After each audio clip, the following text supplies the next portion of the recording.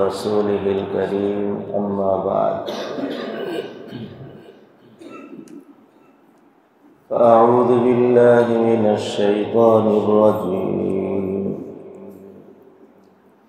بسم الله الرحمن الرحيم يا أيها الذين آمنوا كتب عليكم الصيام كما كتب على الذين من قبلكم لعلكم تتقون وقال رسول الله صلى الله عليه وسلم اتق الله حيثما كنت واتبع السيئة الحسنة تمحها وخالق الناس بخلق حسن صدق الله مولانا العظيم وصدق رسوله النبي الكريم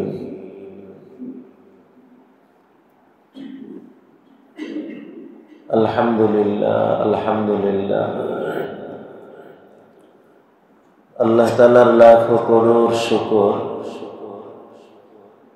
যে আল্লাহ তাআলা আমাদেরকে দ্বীনের নিসবতে এই দ্বীনি মজলিসে শরীক হওয়ার তৌফিক দান করেছেন। তার মহান দরবারে শুকর আদায় করছি। আলহামদুলিল্লাহ।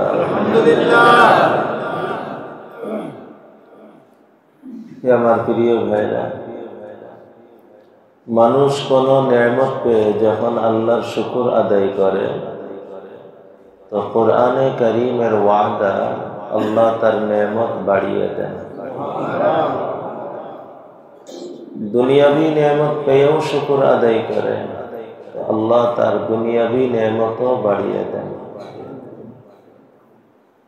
আখিরাতের কোন নেয়ামত পেয়ে শুকর আদায় করে তো আল্লাহ তার আখিরাতের নেয়ামতও বাড়িয়ে দেন।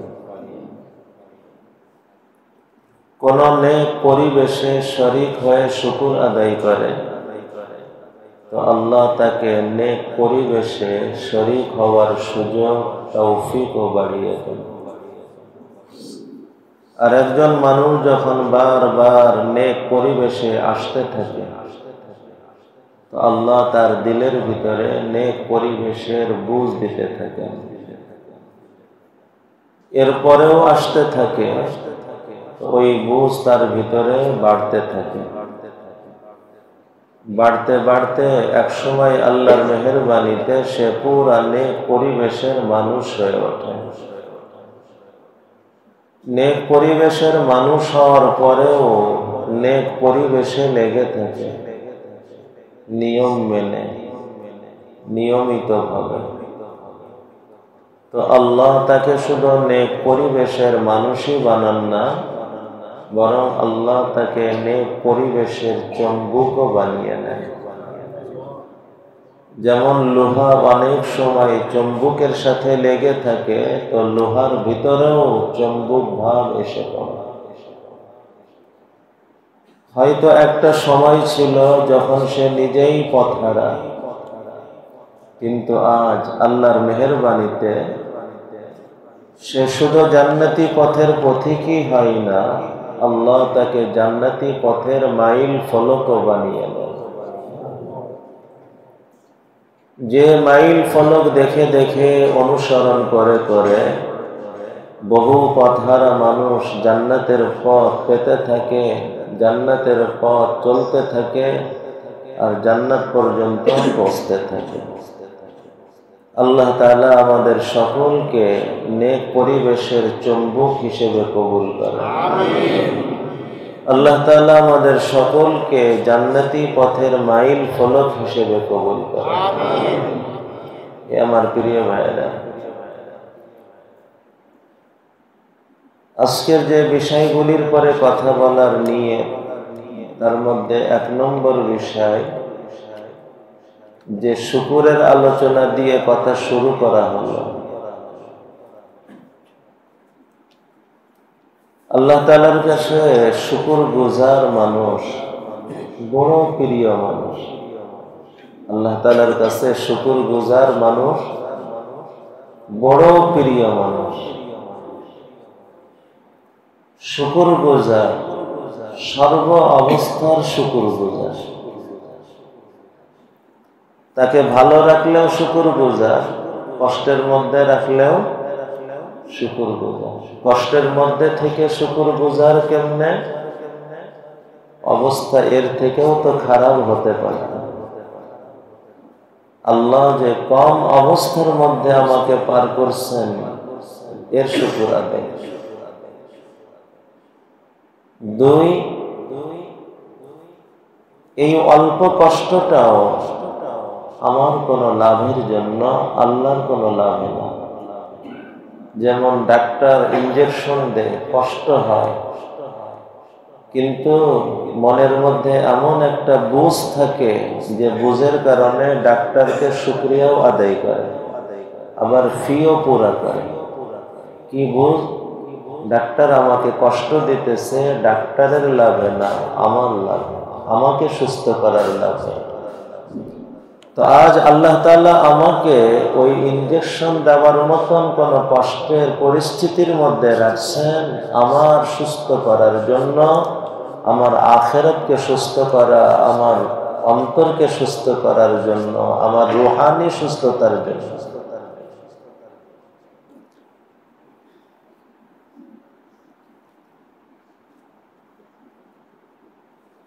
হালাত আসে, যে হালাতই হোক, যত কঠিন হালাত হোক, ওই কথা সে ভাবে ডাক্তার আমাকে সুই ফুটানোর মতন কষ্ট হইতেছে আমার, কিন্তু আমাকে সুস্থ করার জন্য আল্লাহ কষ্ট দিচ্ছে। আমরা আজকে দুপুরে যে খানা খেয়েছি, ভাতগুলো সব আগুনের পরে রেখেই তো চাউলকে ভাত বানানো হয়েছে না? তো চাউল আগুনের পরে রাখা হয় চাউলকে খাবার উপযুক্ত ভাত বানানোর জন্য। কাঁচা তরকারিকে আগুনের পরে রাখা হয় খাবার উপযুক্ত সুস্বাদু তরকারি বানানোর জন্য। আল্লাহ তাআলা মানুষের জীবনকেও কখনো আগুনের মতন পরিস্থিতির মধ্যেও রাখেন তার জীবনকে উপযুক্ত জীবন বানানোর জন্য। তার জীবন দিয়ে আল্লাহ যা চান সেই লক্ষ্যে উত্তীর্ণ করানোর জন্য। যেই কথাগুলো বোঝে, তো সে সর্ব অবস্থাতে শুকরগুজার হতে পারে। তার চোখ দিয়ে পানিও বের হতে পারে, উফ আওয়াজও বের হতে পারে, কিন্তু তখনও তার দিলের মধ্যে রেজা বিল কাজা, তার দিলের মধ্যে আল্লাহর ফায়সালার পরে খুশি যে আল্লাহ আমাকে অবস্থার মধ্যে রাখছেন আমার কোনো কল্যাণে, আমার আখিরাতের লাভে, আমার রূহানি সুস্থতার লাভে, আমার জীবনকে উপযুক্ত জীবন বানানোর লাভে। পরিস্থিতি কার পক্ষ থেকে? তো আল্লাহ তাআলা আমাকে এই পরিস্থিতির মধ্যে রাখছেন আল্লাহর কোনো লাভে না আমার লাভে? এই কথাটা মনের মধ্যে ধারণ করতে পারলেই শুকরগুজারি সহজ। হালাত দুই রকম, এক হালাত হলো ইচ্ছা করে, আর একটা হইতেছে কুদরতি ভাবে।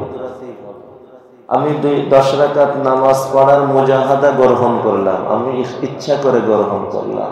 আমি 10টা রোজা রাখার নিয়ত করলাম, ইচ্ছা করে কষ্ট মেনে নেওয়ার সিদ্ধান্ত গ্রহণ করলাম। এটাকে বলা হয় ইখতিয়ারি মুজাহাদা। এটাকে বলা হয় ইখতিয়ারি মুজাহাদা। এর পাশাপাশি আরেকটা মুজাহাদা হলো যে মুজাহাদায় বান্দার কোনো হাত নাই মেনে নেওয়া ছাড়া। অসুস্থ, অসুস্থ হওয়া কি আমার হাতে? সুস্থ হওয়া হালাত আল্লাহর পক্ষ থেকে। কোনো অ্যাক্সিডেন্ট হয়ে গিয়েছে, হাত পা ভাঙছে, ব্যবসার মধ্যে কোনো ক্ষতি এসে গেছে, সম্পর্কের মধ্যে কোনো অবস্থা এসে গেছে, এটাকে বলা হয় ইজতেরারি হালাত। মনে রাখা, হযরত থানভী রহমতুল্লাহ আলাইহি লিখছেন, হাজার হাজার রাকাত নফল নামাজ পড়ার থেকে বহু বহু ইবাদত বন্দেগী করে আল্লাহ তাআলার যে নৈকট্যতা মানুষ অর্জন করতে পারে, এই হালাতের মধ্যে পড়ে ইস্তেরারি মুজাহাদায় মানুষ তার থেকেও বেশি আগায় যেতে পারে। তার কারণ কি জানেন? ইখতিয়ারি মুজাহাদার মধ্যে মানসিক প্রস্তুতি থাকে, আর ইস্তেরারি মুজাহাদা যেটা আল্লাহর পক্ষ থেকে দুর্ঘটনা ঘটে গেছে, দুর্যোগ এসে গেছে, অ্যাক্সিডেন্ট ঘটে গেছে, কোন বিপর্যয় এসে পড়ছে, আগ থেকে কি সে মানসিক প্রস্তুত ছিল? তো একটা হলো প্রস্তুত অবস্থার মুজাহাদা, আর একটা হলো অপ্রস্তুত অবস্থার মুজাহাদা। এই মুজাহাদা ইখতিয়ারি হাজারো মুজাহাদার দ্বারা মানুষ যতটুকু না আগাইতে পারে, ইস্তেরারি মুজাহাদায় তার থেকে আল্লাহর নৈকট্যতায় সে বেশি আগাইতে পারে। এই জন্য কখনো অসুস্থতার রূপে, কখনো ব্যবসায়ী দুর্ঘটনার রূপে, কখনো অ্যাক্সিডেন্টের রূপে, যে কোনো পরিস্থিতির রূপে আমার সামনে ইস্তেরারি মুজাহাদা আসতে পারে। আর এ কারণেই দেখেন, আল্লাহ যাকে যত বেশি মহব্বত করে তাকে বিভিন্ন রকম ইজতেরারি মুজাহাদার মুখোমুখি করে। এই পৃথিবীর বুকে আল্লাহর কাছে সবথেকে প্রিয় মানুষ কারা? নবী রাসূল। হাদিসে আসছে, আশাদুল বালাই আল আম্বিয়া সুম্মাল আমসাল আল আমসাল। পৃথিবীর বুকে সব থেকে বেশি আল্লাহর কাছে দামি নবী, নবীরা। এই নবীরা হইতেছেন ইজতেরারি মুজাহাদা। ইজতেরারি মুজাহাদা বুঝে আসছে না? ইচ্ছা করে কোনো কষ্ট করা না, বরং কষ্টের মুখোমুখি হয়ে গেছে, এখন আমার কর্তব্য শুধু মেনে নেওয়া। এই ইজতেরারি মুজাহাদা আল্লাহ তাআলা আম্বিয়া কেরামের জীবনে সব থেকে বেশি দেন। আমি নিঃস্বার্থভাবে একজনের উপকারে আগাই গেলাম, আর সে আমারে ঘাড় ধাক্কা দিয়ে বের করে দিল। বলেন এর থেকে কেমন হয়? আমার কোনো লাভ না, আমি যার লাভে দেখতেছি একজন বিপদের মধ্যে, তাকে বিপদ থেকে বাঁচানোর জন্য আগাই দিলাম, সে আমারে পাগল বলতে শুরু করে দিল। আমি তার উপকারের জন্য আগাইলাম, সে না বুঝে আমার পরে ময়লা আবর্জনা নিক্ষেপ করতে শুরু করলো। আমি তার উপকারের জন্য নিঃস্বার্থভাবে আমার সময়, আমার শ্রম, আমার সবকিছু, জান মাল, সময়ের কোরবানি দিতেছি, আর আমার পিছনে বাচ্চাদেরকে লেলাই দিল, তারা পাথর নিয়ে আমার ঘরে আঘাতের বৃষ্টি বর্ষণ শুরু করলো। এটা কেমন মুজাহাদা? আমার নিজের চুল পরিমাণ কোনো লাভে না, উম্মতের লাভে উম্মতের কাছে যাইতেছে, মানুষের লাভে মানুষের কাছে যাইতেছে, আর তারা পাল্টা এমন আচরণ। তাকে বাইকাট করা হইতেছে, তাকে হত্যার ষড়যন্ত্র করা হইতেছে, তাকে সর্বরকম কঠিন থেকে কঠিন অবস্থার মধ্যে ফেলার চেষ্টা করা হইতেছে। এগুলো সব কি ইজতেরারি? তো ভাই, এই পৃথিবীর বুকে নবীরা হলেন সব থেকে বড় আল্লাহর প্রিয়, এই কারণে তাদের ইজতেরারি মুজাহাদাও সব থেকে বেশি। আর এরপরে নবীদের সাথে যাদের সাদৃশ্যতা যত বেশি হবে, তাদের ইজতেরারি মুজাহাদাও তত বেশি হবে। কিন্তু এই মুজাহাদার সময় রেজাবিল কাজা, এই ইজতেরারি মুজাহাদার সময় মানুষ তিন রকম হয়, ভেঙ্গে পড়ে। দুনিয়াও ক্ষতিগ্রস্ত, আখিরাতও ক্ষতিগ্রস্ত। দুনিয়া ক্ষতিগ্রস্ত কেন? আর আখিরাত ক্ষতিগ্রস্ত কেন? আখিরাতের ক্ষতি হলো সবর করা তার দায়িত্ব ছিল, দায়িত্ব পালন না করার অপরাধী এখন। আর দুনিয়া ক্ষতিগ্রস্ত কেন? বিপদ যা তাই থাকবে, কিন্তু অস্থির হওয়ার কারণে অনুভূতিতে বিপদ বেশি মনে হবে। অনুভূতিতে বিপদ বেশি মনে হবে। 2 নম্বর, মানুষ মেনে নিবে দুনিয়াও তুলনামূলক ভালো, আখিরাতও তুলনামূলক ভালো।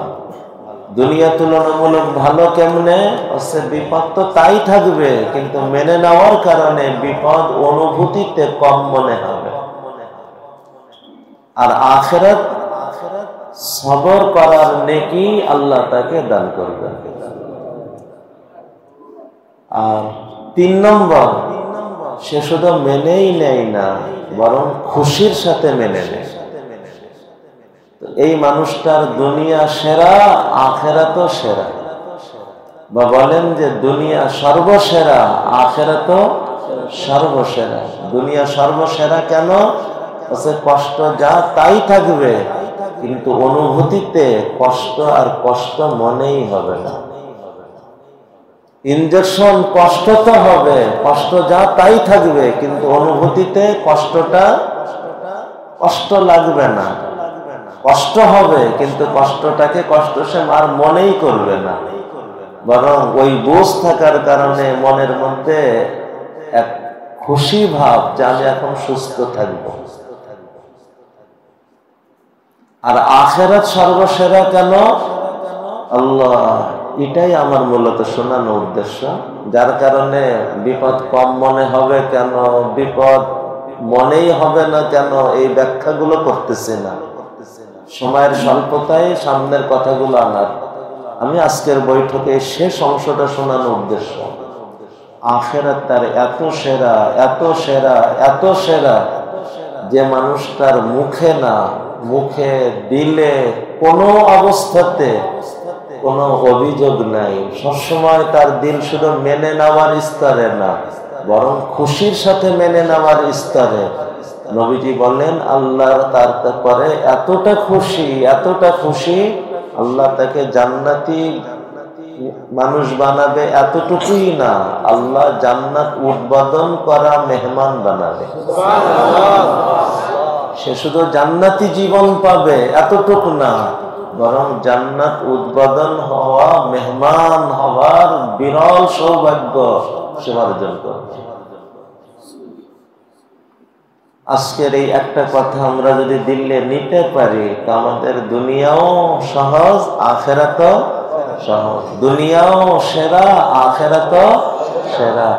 এই হালাত আসে, কিন্তু হালাতে কেউ তো দেখা যায় সামান্যর কারণে ভেঙ্গে পড়ে, সামান্যর কারণে ভেঙ্গে পড়ে, এতটা ভেঙ্গে পড়ে বিছানায় পড়ে যাইতেছে। আল্লাহ হেফাজত করেন, কেউ আত্মহত্যার দিকে আগায় যাইতেছে। ছোট ছোট ঘটনার পরে এমন এমন ঘটনা কানে আসতে থাকে। এটা হলো বুঝ না থাকার কারণে। আমার খুব নিকট সময়ের মধ্যে 2 মাস 3 মাসের মধ্যে 2টো ঘটনা জানা আছে। এক পিতা সন্তানকে পড়াকে কেন্দ্র করে 2টো চড় দিছে, এরপরে রাগ হয়ে সন্তান আত্মহত্যা করছে। 2টো চড় মেনে নিতে পারে না।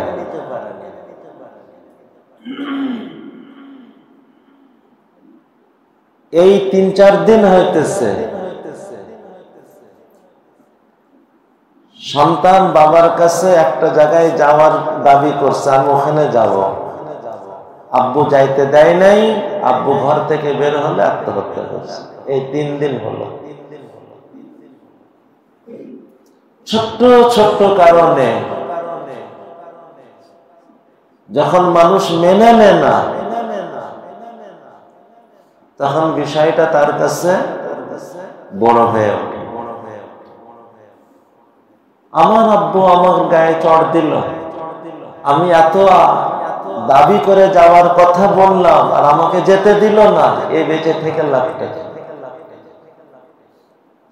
তো তো মানুষ যখন কোনো ঘটনা মেনে নিতে পারে না, তো অনুভূতিতে বিপদ বাড়তে থাকে, বিপদ বাড়তে থাকে।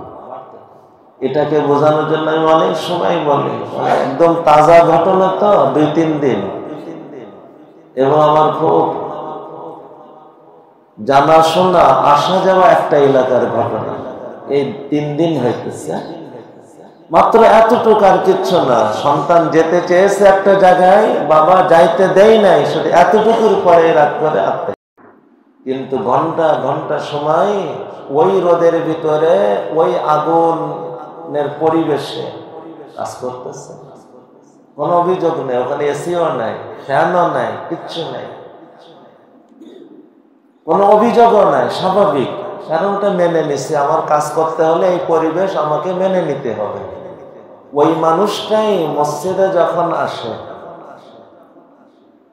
আর গরমের মৌসুম, কোন কারণে পাংখা নষ্ট হয়ে আছে, মসজিদ কর্তৃপক্ষ অবহেলার কারণে হোক আর ফান্ডের দুরবস্থার কারণে হোক, মনে করেন পাংখা ঠিক করতেছে না, তো শরীর যখন ঘাম আসে তখন সে অস্থির হয়ে অনেক সময় চিল্লা পাল্লানো শুরু করে, চিল্লাইতেও শুরু করে।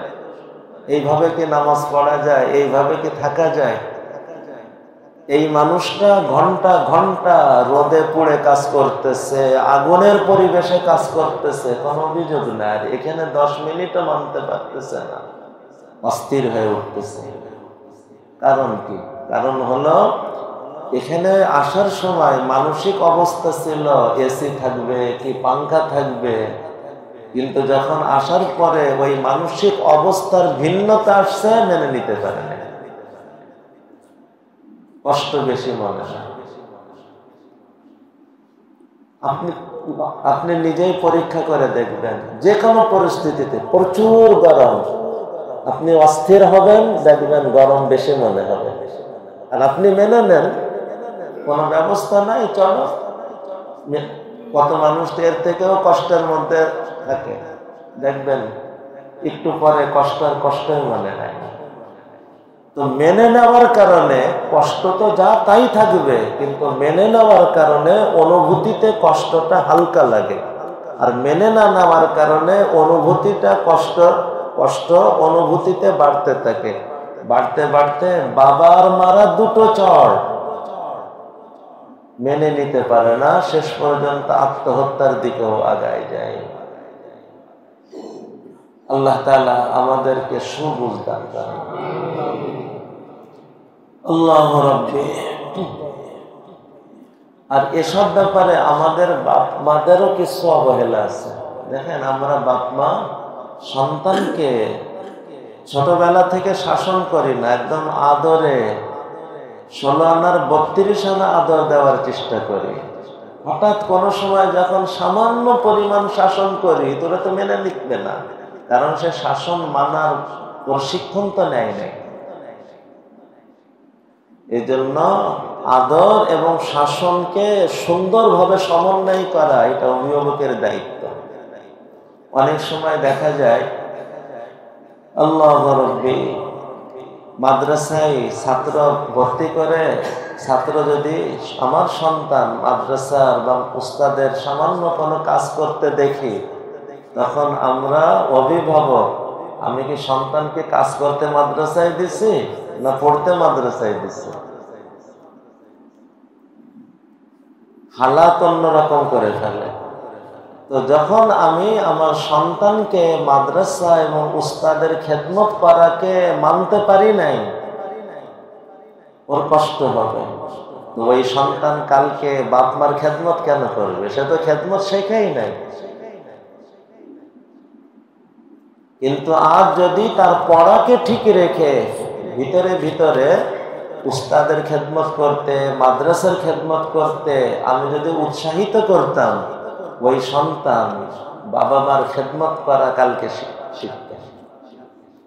বাদশাহ হারুন আর রশিদের ঘটনা আপনারা পড়ছেন, যে তার সন্তানকে উস্তাদের হাওয়ালা করছে। একদিন দেখতে গেছে, দেখে যে বাদশাহ ওযু করতেছে আর তার ছেলে শাহজাদা লোটা দিয়ে পানি ঢেলে ঢেলে দিতেছে। দূর থেকে দেখে বাদশাহ হারুন আর রশিদ কি মামুন আর রশিদ চলে গেছে।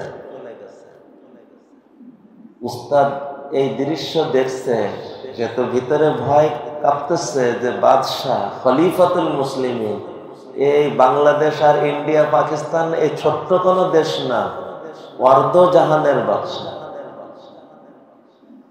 অর্ধ জাহানের পরে যার খিলাফত এবং রাজত্ব ছিল, তার সন্তান শাহজাদা উস্তাদের ওযু করার সময় পানির লোটা ঢেলে দিতেছে। পরে বাদশাহ উস্তাদকে দরবারে তলব করছে। তলব যখন করছে তখন তো অবস্থা বড় চিন্তার মধ্যে, কি না কি হয়ে যায়। বাদশার কাছে গেলে বাদশার কথা কি ছিল আপনারা জানেন, আমি জানা কথাই স্মরণ করাইতেছি। বাদশাহ বলতেছে, আমি তো আমার সন্তানকে আপনার কাছে দিয়েছিলাম আদবওয়ালা বানানোর জন্য, বেয়াদব বানানোর জন্য না। আমি গেলাম, দেখলাম যে আপনি ওযু করতেছেন আর আমার ছেলে আপনার লোটা থেকে পানি ঢেলে দিতেছে, কেন আমার সন্তান আপনার পাটা ধোয়াই দিল না?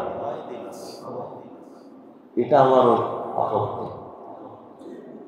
অর্ধ জাহানের বাদশাহ তার সন্তানের ব্যাপারে তার উস্তাদের কাছে জিজ্ঞাসাটা কি, কেন সে লোটা দিয়ে পানি ঢালতেছিল না? তার প্রশ্ন হলো, সে কেন এমন করলো না যে এক হাত দিয়ে লোটা দিয়ে পানি ঢালতো আর এক হাত দিয়ে আপনার পাটা ধুয়ে দিত? এমনটা হলো না কেন? আর আমার সামান্য একটু অবস্থা হলে, 2 পয়সা হলে অথবা সমাজে সামান্য একটু অবস্থান হলে, আমাকে, আমার সন্তানকে, আমার পরিবারকে আর কে পায়? মাদ্রাসায় কে আমি মাদ্রাসার কাজ করার জন্য পাঠাইছে? হ্যাঁ আমার প্রিয় ভাইরা, সন্তানকে শুরু থেকেই আদর সোহাগ দিতে হবে এবং পরিমাণ মতন শাসনও করতে হবে। এইভাবে যখন সন্তান ছোটবেলা থেকেই গড়ে উঠবে আদর শাসন মিলে, শুধু শাসন ক্ষতি, শুধু আদর ক্ষতি। হযরত শেখ সাদি রহমতুল্লাহ আলাইহি লিখছেন, দরস্তি ও নরমি বাহাম দরবে, দুটোকে একত্র করলে এটা জীবন গড়ার ব্যাপারে বড় উপকারী। তো আমাদের অভিভাবকদের ক্ষতি হলো এটাই যে আমরা ছোটবেলায় আদর 16 আনার 32 আনা দেওয়ার চেষ্টা করি। একসময় সে মাথার উপরে ওঠে, কন্ট্রোলের বাইরে চলে যায়, কারোর কথাই সে শোনে না। আবার অনেক আছে কথায় কথায় শাসন। এক সময় দেখা যায় শাসন তার আর কাজ করে না। সবসময় যদি ঔষধ চলে, ঔষধ যদি খাবার হয়ে যায়, তখন ওই ঔষধ আর কাজে আসে না। ঔষধ যদি খাবার হয়ে যায়, তখন ঔষধ কাজে আসে না। শাসন তো ঔষধ, উঠতে বসতে সবসময় শাসন, তো সে ঔষধকে খাবার বানায় ফেলছে। তো ওই ঔষধ আর কাজে আসবে না। এই জন্য ভাইরা আমার, সন্তানকে এইভাবে গড়া, এবং কুদরত আমাকে গড়ে এইভাবে। যে গড়তে চায় আল্লাহ তাকে রাত আর দিন দুটোর মাঝখানে রেখে রেখে গড়ে। কখনো শুকরের পরিবেশ, কখনো সবরের পরিবেশ, কোন সময় মুজাহাদার পরিবেশ, কোন সময় নেয়ামতের পরিবেশ। এগুলো এমনি এমনি না, আমার জীবনকে গড়ে তোলার জন্য। আল্লাহ তাআলার তামিরে হায়াতের ধারা, কখনো আল্লাহ তাআলা নেয়ামত দিয়ে আদর দিতে থাকে, আবার কখনো ইস্তেরারি মুজাহাদার ভিতর দিয়ে শাসন করতে থাকে। তো মানুষ যখন ছোট ছোট শাসনকে সবরের সাথে, বরং রেজা বিল কাদের সাথে মানতে শুরু করে, তার ভিতরে পরিস্থিতি মেনে নেওয়ার যোগ্যতা বাড়তে থাকে।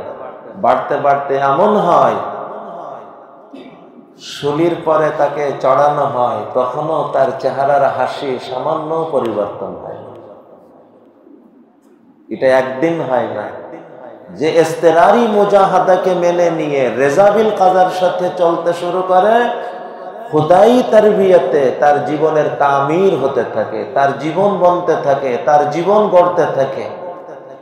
গড়তে গড়তে পাহাড় পরিমাণ বিপদ, তখনও সে স্বাভাবিক।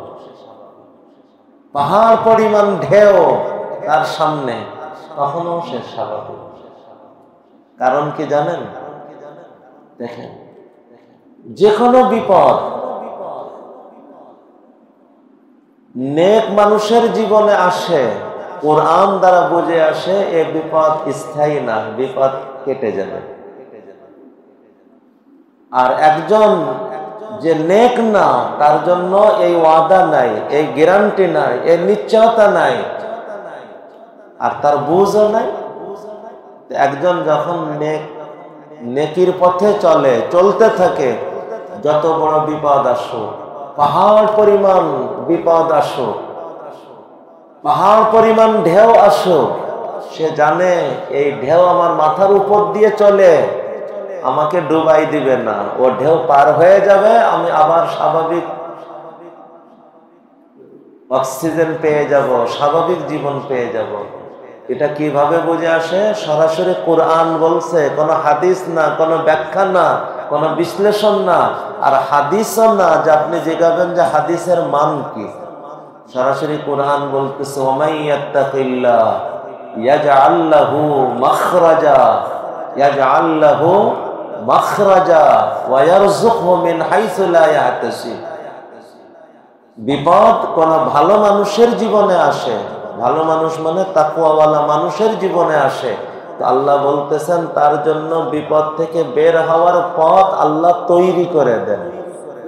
তৈরি করে দেন মানে যদি বিপদ থেকে বের হওয়ার পথ নাও থাকে, আল্লাহ তার জন্য পথ বানায় দেন। তো যার সামনে আল্লাহর এত বড় স্পষ্ট ওয়াদা, সে বিপদ আসলে ভেঙে পড়বে না? সে চিন্তা করবে এই বিপদ তো আমার আখিরাতের জীবন সুস্থ করার জন্য, আমার জীবনকে উপযুক্ত জীবন বানানোর জন্য, আমার জীবনকে গন্তব্যে লক্ষ্যে উত্তীর্ণ করার জন্য, আর বিপদ কেটে যাবে, এ বিপদ কেটে যাবে। শুকর গুজার মানুষ। রমজান আসতেছে, রমজান মাস সবরের মাস। কমপক্ষে সবরের স্তর তো আসো, আর সবরের ভিতর দিয়ে যদি রেজাবিল কাজাওয়ালা সবর হয়, সবর তো জান্নাত, রেজাবিল কাজাওয়ালা সবর তো জান্নাত উদ্বোধনের মেহমান। সবর তো জান্নাত, রেজাবিল কাজাওয়ালা সবর তো জান্নাত উদ্বোধনের মেহমান। আবার বলেন, সবর তো জান্নাতের মেহমান, আর রেজাবিল কাজার সাথে সবর তো জান্নাত উদ্বোধনের মেহমান। আউয়ালু মান ইউদা ইলাল জান্নাতি ইয়াওমাল কিয়ামাহ আল্লাযীনা ইয়াহমাদুনাল্লাহ ফিস-সাররাই ওয়াদ-দাররা।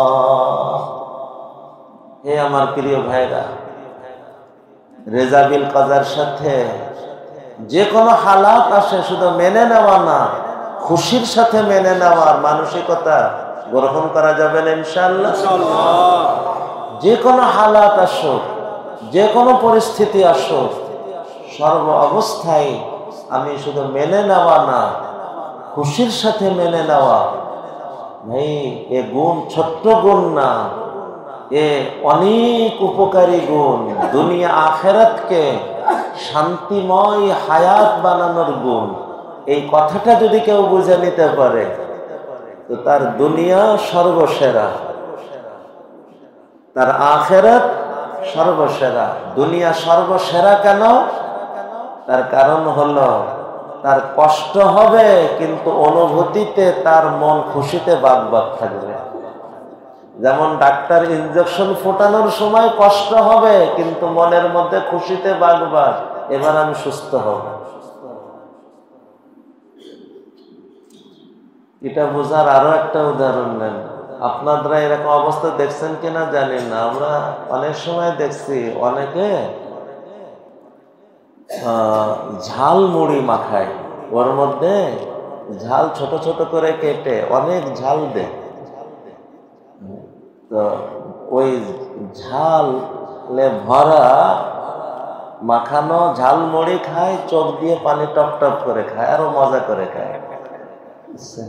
এরা যদি বলেন যে ভাই কাঁদতেছ আবার খাইতেছ কেন, এর মজা তো তুমি বুঝবা না। চোখ দিয়ে পানিও পড়ে, আবার মজা করে খাইতেও থাকে। তো বোঝা গেল যে কষ্টের মধ্যেও শান্তি আল্লাহ তাআলা উদাহরণ তো দুনিয়ায় দিয়ে রাখছেন। তো কেউ যদি রেজাবিল কাজার মেহনত করে, তো কষ্টের ভিতরে তার চোখ দিয়ে পানি ঝরবে, উফ আওয়াজও বের হবে, কিন্তু তার দিলের মধ্যে ওই শান্তির বাতাস চলবে। এ দুনিয়াতে হাজারো উদাহরণ। অনেকে তো ভাতের সাথে মরিচ কাঁচা কাঁচা কামড়ায় খাইতে থাকে, চোখ দিয়ে পানিও ঝরতে থাকে আর খাইতেও থাকে। তাকে যদি জিজ্ঞান যে ভাই কাঁদতেছ আবার মরিচ এরকম আস্তে আস্তে কামড়ায় খাইতেছ কেন, বল ভাই এর মজা তুমি বুঝবা না। হে আমার প্রিয় ভাই, আল্লাহ তাআলা এর উদাহরণ দিয়ে রাখছেন। কষ্টের মধ্যেও শান্তি, কষ্টের মধ্যেও শান্তি, তখন আর কষ্ট কষ্টই মনে হয় না। আসহাবে রাসূল সাল্লাল্লাহু আলাইহি ওয়াসাল্লাম দ্বীনের জন্য যে কুরবানি দিচ্ছেন, জান মাল সময়ের যে কুরবানি দিচ্ছেন কল্পনা করা যায়। আর তাদের মানসিকতা কি, অনেকের কিছু করে ফেলছে, আরো করা চলতেছে। উহুদ যুদ্ধে না রাসূল করিম সাল্লাল্লাহু আলাইহি ওয়াসাল্লামের হেফাজতে আসহাবে রাসূল নিজেদের বুক পেতে দিচ্ছেন, একের পর এক তীর আসতেছে, সরারও কোনো নাম নেই। হাত চাল্লির মতন ঝাঁঝরা হয়ে ওঠার অবস্থা, এরপরেও সরানোর কথা নেই। এ কোন অনুভূতি ছিল ভিতরে? জীবন দিয়ে দিতেছে আর বলতেছে ফুজতু ওয়া রাব্বিল কাবা। এ কোন মজার সন্ধান ছিল তাদের কাছে। আমি অনেক সময় আগেও বলছি, দেখেন ঠান্ডার সময় খুব ঠান্ডা, যদি এখানে ঘোষণা হয় আজকে শেষ রাত্রে খিলক্ষেত বাজার পর্যন্ত যারা পায়ে হেঁটে যাবে সবাইরে 10 কেজি করে স্বর্ণ দেওয়া হবে, তো কি ধারণা শেষ রাত্রে এখানে কাউরে আর পাওয়া যাবে? এখানে তো এরকম বৃদ্ধ মুরব্বী দেখতেছে না, যে মুরব্বী কম্বলের নিচেও কাঁপে। আমার তো ধারণা সেও বের হয়ে যাবে। তারা যদি কেউ বলে যে বাবু, চাচা যান বা মুরব্বী, দাদু কষ্ট হইতেছে না, ঠান্ডায় বের হয়েছেন, বলবে না রে বাপু তেমন ঠান্ডা তো লাগে না। এই কথাই তো বলবে। কেন? 10 কেজি স্বর্ণের কথাই হাড় কাঁপানো ঠান্ডা ওম হয়ে গেছে। তো মানুষ যখন রেজাবিল কাজার মেহনত করতে থাকে, রেজাবিল কাজার মেহনত করতে করতে আল্লাহ তাআলা তার সামনে এমন হালাত এনে দেন, সে জান্নাত উদ্বোধনের ওই মেহমান হবার সুযোগ দেখতে থাকে, জান্নাতের নেয়ামত সমূহ তার নজরে ভাসতে থাকে। তো হাড় কাঁপানো বিপদ না, হাড় গলানো বিপদের মুখোমুখি হয়েও তার দিলের মধ্যে শান্তির বাতাস চলতে থাকে। বাবার দুটো চড় খাওয়ার পরে আত্মহত্যা না, বাবা কোন জায়গায় যাইতে নিষেধ করছে এর কারণে আত্মহত্যা না, বরং হাড় গলানো বিপদের মুখোমুখি হয়েও শান্ত স্থির একদম স্বাভাবিক, চেহারার হাসিও কোনো পরিবর্তন নেই। আসল কথা কি জানেন? এই কথাটা বুঝে নেন, তাহলে অনেক উপকার হবে। যার অভিভাবক আল্লাহ, এর থেকে সৌভাগ্যবান আর কেউ হতে পারে? অভিভাবক কে? ভাবছেন অভিভাবক আমাদেরকে? তো যার অভিভাবক আল্লাহ, এমন অভিভাবক পেয়েও নিজের জীবন নিজের হাতে ধরে রাখতে চায়, এর পারিশানির শেষ নেই। আর অভিভাবক আল্লাহকে দেখে নিজের জীবন আল্লাহর হাতে ছেড়ে দেয়, এর পারিশানির কোনো কারণ নেই। এখন থেকে বলেন, জীবন নিজের হাতে ধরে রাখবো কে কে? মাশাআল্লাহ। জীবন আল্লাহর হাতে ছেড়ে দেওয়ার চেষ্টা করব কে কে? আল্লাহ কবুল করে। বাকি আল্লাহর হাতে ছেড়ে দেওয়া দুই রকম, এক অলসের ছেড়ে দেওয়া, আর একটা হলো আল্লাহর মর্জিকে পুরা করে ছেড়ে দেওয়া। অলসের ছেড়ে দেওয়া হলো যা আল্লাহ করবেন তাই তো হবে, অর্থাৎ অলস, কাজও করে না, কিচ্ছু করে না। এ হইতেছে নিজের অলসতাকে আড়াল করার জন্য আল্লাহর হাতে ছেড়ে দেওয়ার বাহানা বানায়। আর এক হলো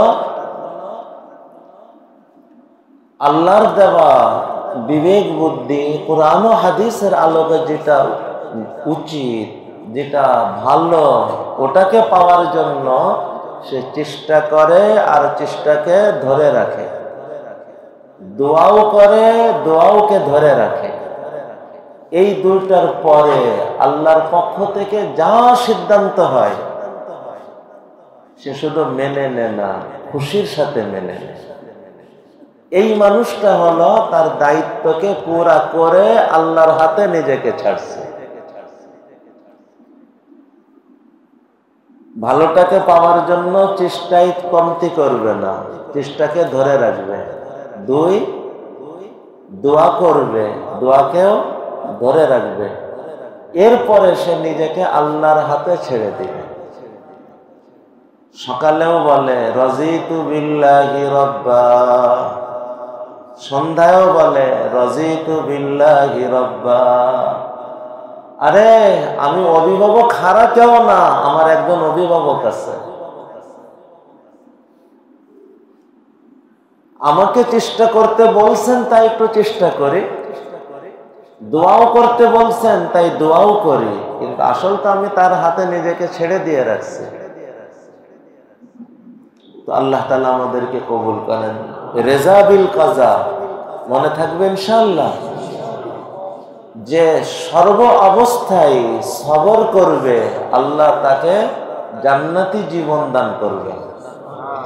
আর যে সর্ব অবস্থায় রেজা বিল কাজার সাথে সবর করবে আল্লাহ তাকে জান্নাত উদ্বোধনের মেহমান বানাবে। আজকের মজলিসে প্রথম আরজ হলো আল্লাহ তাআলা আমাদেরকে কবুল করেন, আল্লাহ আমাদেরকে রেজা বিল কাজার সাথে কবুল করেন, আল্লাহ রেজা বিল কাজার সাথে কবুল করেন। যে কোনো পরিস্থিতি আসুক মেনে নেওয়া, খুশির সাথে মেনে নেওয়া। আল্লাহ, যে কোনো হালাত আসে মানুষ দুই রকম ভাবতে পারে। এই যে আমার মনে হয় আসছে শহীদ ভাই আমার প্রিন্সিপে, ওনার শ্বশুর হাসপাতালে, আমাকে বলতেছেন যে হুজুর উমরায় যাওয়ার টিকিট করা রয়েছে, উমরায় যাব না কি করব, অবস্থায় মনে হচ্ছে কি আর কিছু বলতে পারতেছে না। আমি বললাম যে শ্বশুরের খেদমতের কি কোনো ত্রুটি আছে এখানে? আপনি না থাকলে কোনো অসুবিধা হবে? তাছাড়া না, তা অসুবিধা হবে না, সব আমাদের নিজেদের। আল্লাহর বান্দা হিম্মত করে চলে গেছে। এখন আল্লাহর কি ফাইসালা, যখন ওখানে তখন শ্বশুর চলে গেছেন আল্লাহর কাছে। ও যদি না যাইতাম তাহলে তো শ্বশুর দেখতে চাইতাম। এই কথা বলার সুযোগ আছে না? চাইলে আছে। যদি না যাইতাম তাহলে শ্বশুরকে শেষ দেখাটা দেখতে হতো। আচ্ছা বলেন তো, শ্বশুরকে কি দেখতে পাইতো? ও তো শ্বশুরের লাশ পড়ে আছে, শ্বশুর তো চলে গেছে আল্লাহর কাছে। কিন্তু এই জায়গাতেই যদি মানুষটা ভাবে, আর হঠাৎ জেহেন আসছে, ওনাকে আমি বলছি, দেখেন আপনি এই কথাটা এখন ভাবেন, শ্বশুর যখন আল্লাহর কাছে যাইতেছেন, তো তার পরিবারের খুব নিকটের মানুষ, পুরো পরিবার ধরে, যে তার সব থেকে নিকটের মানুষগুলিকে আল্লাহ দুয়ার জায়গায় পৌঁছায় রাখছে। এখানে থেকে চোখের পানি ঝরাতে পারবেন, আর ওখানে থেকে শ্বশুরের উপকারে বাইতুল্লাহ দোয়া করতে পারবেন। একই কথা। যদি এইভাবে ভাবে, এখন বলেন শ্বশুরের এই বিচ্ছেদ, এই অবস্থায় মেনে নেওয়াটা কি সহজ হবে না? আল্লাহ তাআলা আজকে আমাদেরকে সুযোগ করে দিচ্ছেন, শ্বশুর আল্লাহর কাছে যাইতেছেন, আর তার জামাই, তার মেয়ে, তার নাতি পোতা সবগুলা বাইতুল্লাহর মধ্যে দোয়া করার সুযোগ পাইতেছে। এই জন্য সবসময় কথাকে এইভাবে ভাবো, রেজা বিল কজা সহজ। এখন বলেন, এই পরিস্থিতি যদি উনি মেনে না নেন, শ্বশুর কি রিটার্ন আসবে? যা হওয়ার তাই হয়ে গেছে। মেনে না নিলে অস্থিরতা শুধু বাড়বে, কষ্ট শুধু বাড়বে, পারিশানি শুধু বাড়বে। পারিশানি বেড়ে বেড়ে আল্লাহ হেফাজত করেন, বিভিন্ন দিকেও গড়াইতে পারে। কিন্তু বিষয়টা যদি রেজা বিল কাজার সাথে মেনে নেয়, রেজা বিল কাজা মানে আল্লাহ ফায়সালা ছিল।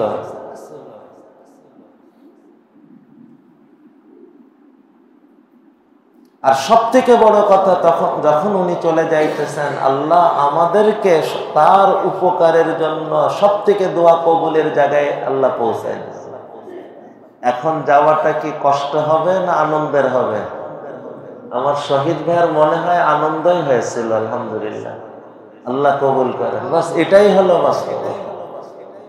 যে কোনো মানুষের জীবনে, এটা আমি হালের ঘটনা এই জন্য চিহ্নিত করে বললাম, এ তো প্রত্যেকের জীবনে ঘটতে থাকে ভাই। প্রত্যেকের ঘটনাকে আমি এইভাবে দুই মুখ করে বিশ্লেষণ করতে পারি।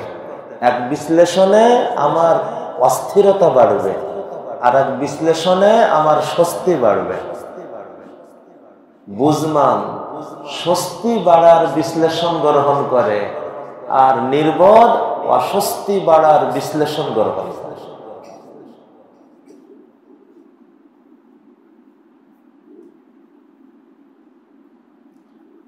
আল্লাহ রব্বি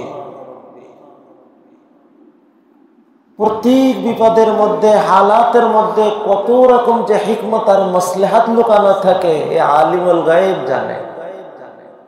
আমি অনেক আগে একটা ঘটনা এখানে শোনাইছিলাম, আজকে এক ভাই ওই রকম আর একটা কথার প্রথম হালাত শোনাইতেছে।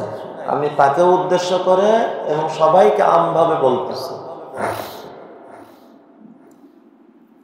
এক বাবা দেখা হলে শুধু কাঁদতো আর বলতো, হুজুর দোয়া করেন, আমার ছেলেটারে আমি মানুষ বানাইতে পারতেছি না, নামাজ পড়ে না, কথা শোনে না, পড়াশোনা ঠিক মতন করে না।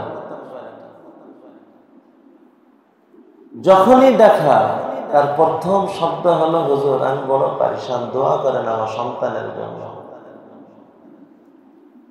2-2.5 বছর কি 3 বছর পরে একদিন সে বলতেছে, হুজুর আল্লাহ কথা শুনছে, আল্লাহ কথা শুনছে। কি হয়েছে? আচ্ছা, ছেলে এখন আলহামদুলিল্লাহ নামাজ পড়তেছে, ছেলে আলহামদুলিল্লাহ এখন যা বলি তাই মানার চেষ্টা করতেছে, আলহামদুলিল্লাহ। কিন্তু মাঝখানে আল্লাহ আমাকে 2টো গুণ দিয়ে দিছে। এইটা আমার শোনানোর উদ্দেশ্য। সন্তানের জন্য শেষ রাত্রে উঠে উঠে কাঁদতাম আল্লাহর কাছে।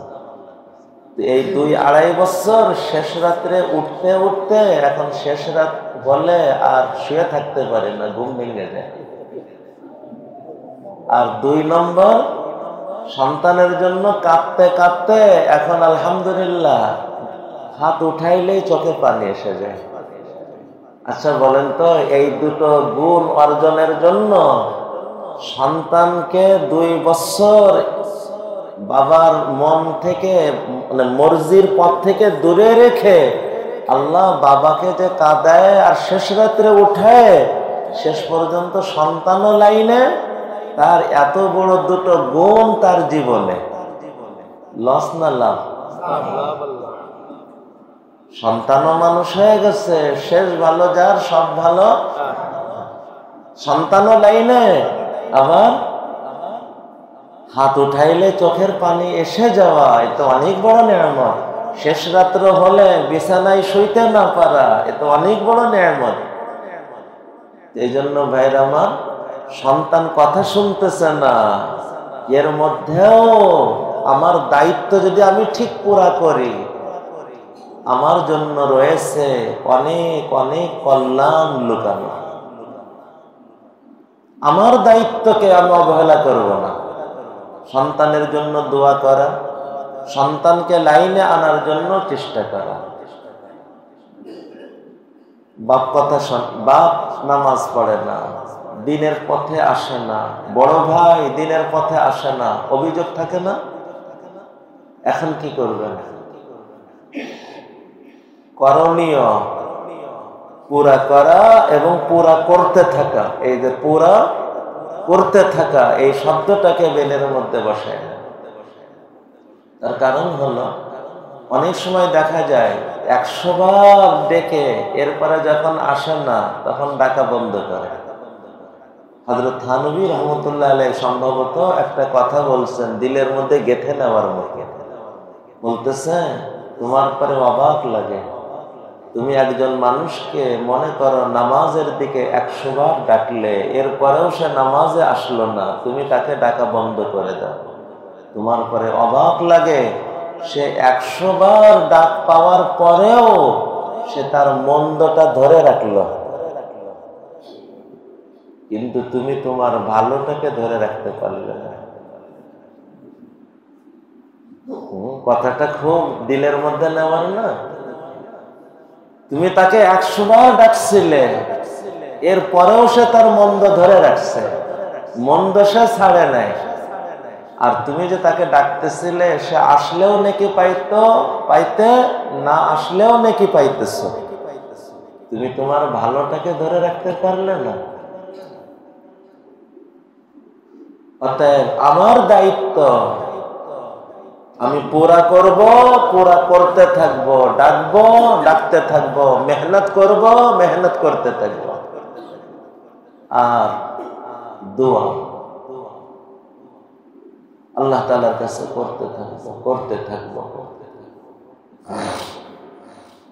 আল্লাহ তাআলা আমাদেরকে সর্ব অবস্থায় রেজা বিল কাজার সাথে জীবন কাটানোর তৌফিক দান করুন। জীবন নিজের হাতে যে রাখবে, তার পারিশানির কোনো শেষ নাই। এত কষ্ট করলাম, তারপরেও ব্যবসায় লস হয়ে গেল। এই মানুষটাকে আমি পড়াশোনা করে চাকরি দিয়ে আমার কাছে রেখে তাকে প্রতিষ্ঠিত করলাম, আর আজকে সে আমাকে এত বড় আঘাত দিয়ে গেল, কষ্ট লাগে। কিন্তু আমি যদি শুরুর থেকেই মন এমন করি, আমি আমার দায়িত্ব পালনে এগুলো করতেছি, আর আল্লাহ আমাকে যে অবস্থায় রাখবে তারপরে খুশি থাকবো। এখন বলেন, ভাই মুখ ঘুরাই নিলেও স্বাভাবিক, কাজের লোক পিছনে লাগলেও স্বাভাবিক, ম্যানেজার পিছনে লাগলেও স্বাভাবিক, যে কোনো হালাত আসুক স্বাভাবিক। কারণ আমার কাজ 3টে। আমার কাজ কয়টা? 1 নম্বর, আল্লাহর দেওয়া বিবেক বুদ্ধিকে কাজে লাগায় আমার দায়িত্বকে পালন করা, ধরে রাখা। 2 নম্বর, দোয়া ধরে রাখা। 3 নম্বর, করণীয় আর দোয়া পুরা করার পরেও আল্লাহর পক্ষ থেকে যা সিদ্ধান্ত হবে মেনে নেওয়া না। মেনে নেওয়া তো জরুরি, খুশির সাথে মেনে নেওয়া। একটা হলো মেনে নেওয়া, আর একটা হলো খুশির সাথে মেনে নেওয়া। আমি মেনে নিব তো আমার দুনিয়া সেরা, আখিরাত সেরা, জান্নাত। আর খুশির সাথে মেনে নিব দুনিয়া সর্বসেরা, কষ্ট বেমালুম, আর আখিরাত সর্বসেরা, জান্নাত উদ্বোধনের মেহমান। আল্লাহ তাআলা আমাদেরকে কবুল করেন। আজকে অনেক কথা বলবো না। আজকে নবীজি সাল্লাল্লাহু আলাইহি ওয়াসাল্লামের একটা হাদিসকে খুব সংক্ষিপ্তভাবে আপনাদের সামনে শুধু পেশ করবো। ওই কিতাবটা রাসূল করিম সাল্লাল্লাহু আলাইহি ওয়াসাল্লাম রমজান আসার আগেই আসহাবে রাসূল সাহাবায়ে কিরামের সামনে একটা হাদিস শোনাইছেন। হযরতে সালমান ফারসি রাদিয়াল্লাহু তাআলা আনহু থেকে এই হাদিস রিওয়ায়াত।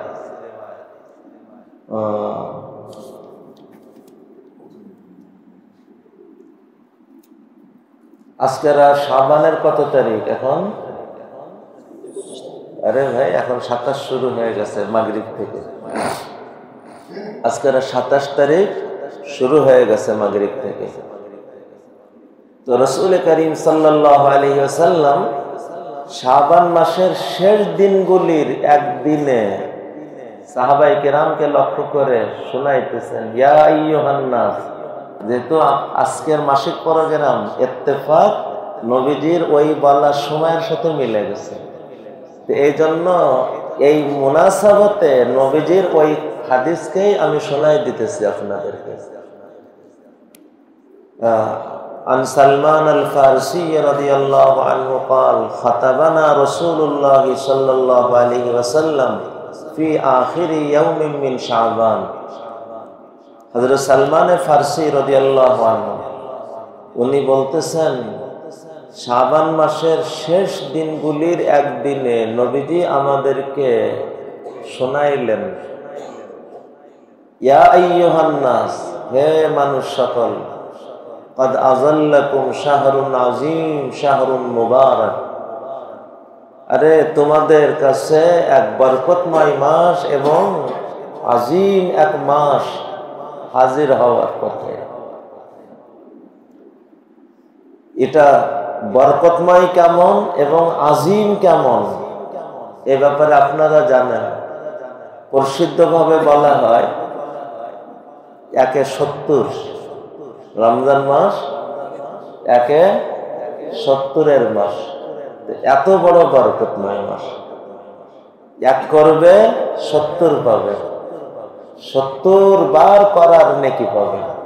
এই তো হলো সাদা মোটা কথা। কথাটা পরিপূর্ণ না, আংশিক হয়েছে।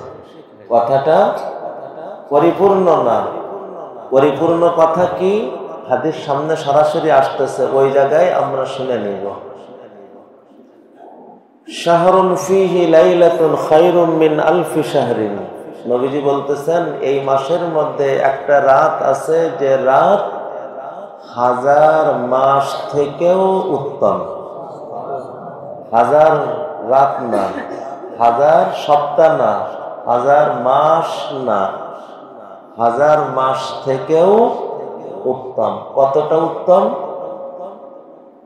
তা বলেন নাই। ব্যক্তি পার্থক্যে, তার মানসিক অবস্থার পার্থক্যে এটা ব্যবধান হতে হতে অনেক অনেক ব্যবধান হতে পারে। জাআলাল্লাহু সিয়ামাহু ফারিজা ওয়া কিয়ামা লাইলিহি তাতাওয়া। আল্লাহ তাআলা এই মাসে রোজাকে ফরজ করছেন আর তারাবিকে নফল করছেন। আর দুটোর ফজিলত অন্য হাদিসে আসছে, মান সামা রমাযানা ঈমানান ওয়া ইহতিসাবা। যে রোজা রাখবে ঈমানের সাথে, ঈমানের সাথে মানে আল্লাহর প্রতি পুরা বিশ্বাস আর বিশ্বাসের দাবিকে পুরা করে, ওয়া ইহতিসাবা এবং নেকির আশা রেখে, গফিরা লাহু মা তাকাদ্দামা মিন যামবিহি, আল্লাহ তার পিছনের সমস্ত গুনাহ মাফ করে দিবেন।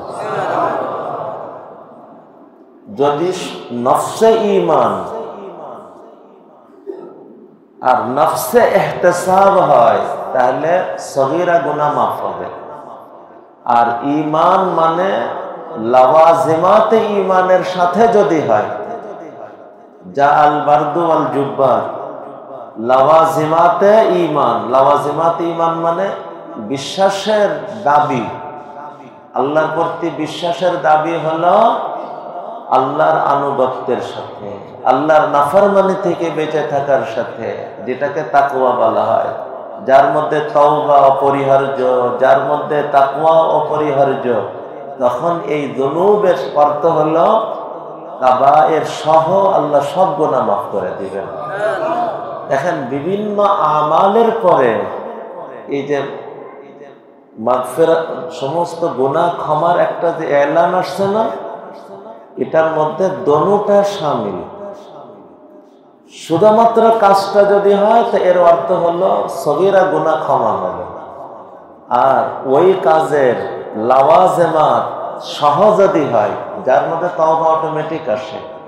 হযরত শাহ ওলিউল্লাহ সাহেব রাহমাতুল্লাহ আলাইহি সম্ভবত আলোচনা আনছেন, নামাজ এ আমলি তওবা। যদি কারোর নামাজ সহি নামাজ, সহি মানায় নামাজ হয়, কারোর রোজা যদি সহি মানায়, 16 আনা সহি মানায় রোজা হয়, তো এই সবগুলোর মধ্যে আল্লাহ তাআলা তাকে হালান অথবা মাআলান আল্লাহ তাআলা তার সমস্ত গুনাহ মাফ করে দিবেন। এর আরো একটা কারণ শোনেন, অনেক খুশির কথা, আল্লাহ কোরআনকে বড় আজীব, আজীব এটাকে কি বলবেন, আল্লাহ তাআলার কুদরতের। কেউ যদি কোরআনের একটা কথাকে 16 আনা মানতে পারে, দ্বীনের যে কোনো একটা কথাকেও 16 আনা মানতে পারে, ওই একটা কথা তাকে ধীরে ধীরে পুরা শরীয়ত মানার পরে উঠাই দেয়।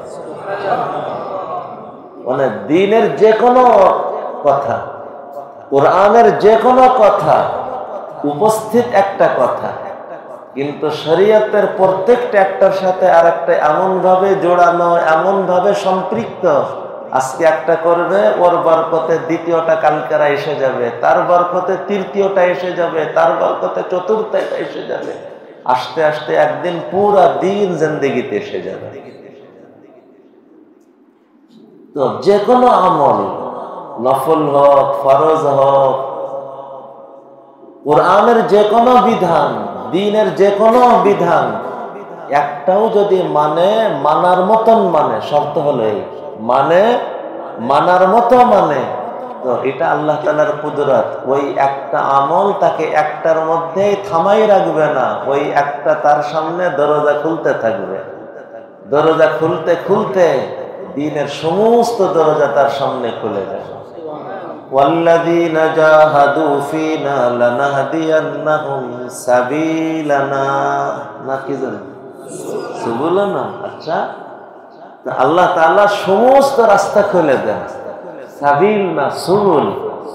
সুবুল হলো সাবিলনের বহুবচন। আল্লাহকে পাওয়ার যতগুলো পথ, আল্লাহকে পাওয়ার জন্য মেহনত করে এক নামাজ শুরু করছে, ওই নামাজ তাকে এক সময় রোজার, ওই নামাজ তাকে যাকাতের পরে, ওই নামাজ তাকে হজের পরে, ওই যাকাত তাকে কুরবানির পরে, ওই নামাজ তাকে সময়ের কুরবানির পরে, ওই নামাজ তাকে মালের কুরবানির পরে, ওই নামাজ তাকে জানের কুরবানির পরে উঠাই দেয়।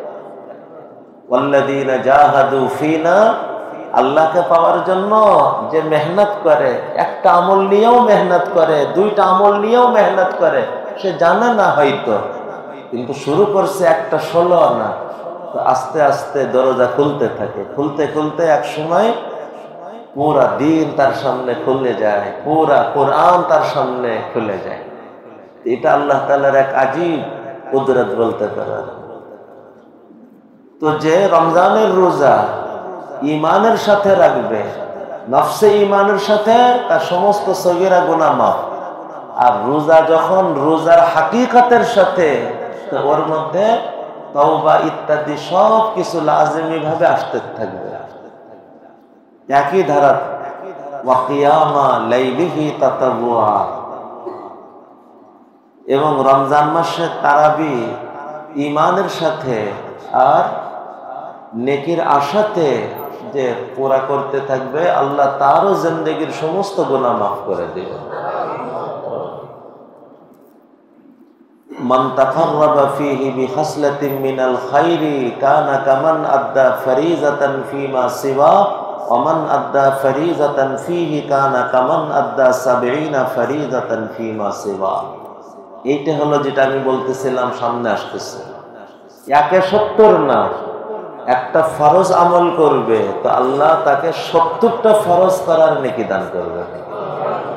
আর কেউ যদি রমজান মাসে রোজা রেখে যে আমল তার করা বাধ্যতামূলক ছিল, ফরজ, সেই আমল করলে তো ৭০ গুণ নেকি।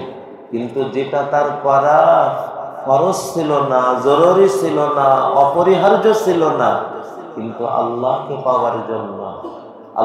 পাওয়ার জন্য রোজা রেখেও সে নফল আমল করে, রোজা রেখেও বাড়তি নফল আমল করে, আল্লাহ খুশি হয়ে এক নফলে ৭০ নফল না, এক নফলের নেকি আল্লাহ পুরো এক ফরজের নেকি দিয়ে দিলেন।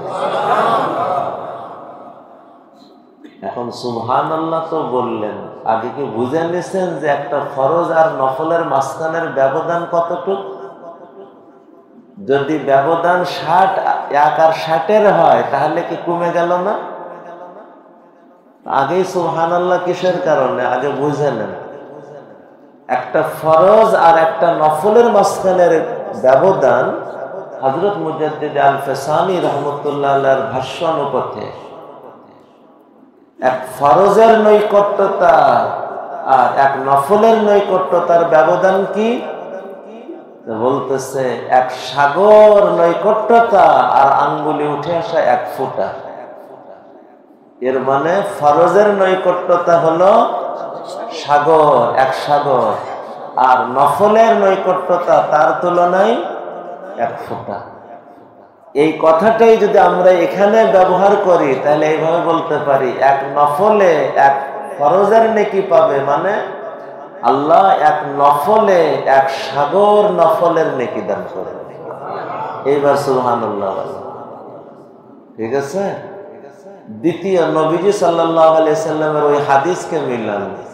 কেউ রমজানের রোজা, একটা রোজা অবহেলা করে বাদ দিল, পরবর্তীতে সে সারা জীবন যদি রোজা রাখে, ওই এক ফরজ রোজার যে ক্ষতি হয়েছে না রাখার, ওই ক্ষতি তার পূরণ হওয়ার না। আচ্ছা বলেন, এক জীবন যে রোজা রাখবে ওটা কি ফরজ হবে না নফল হবে? নফল হবে।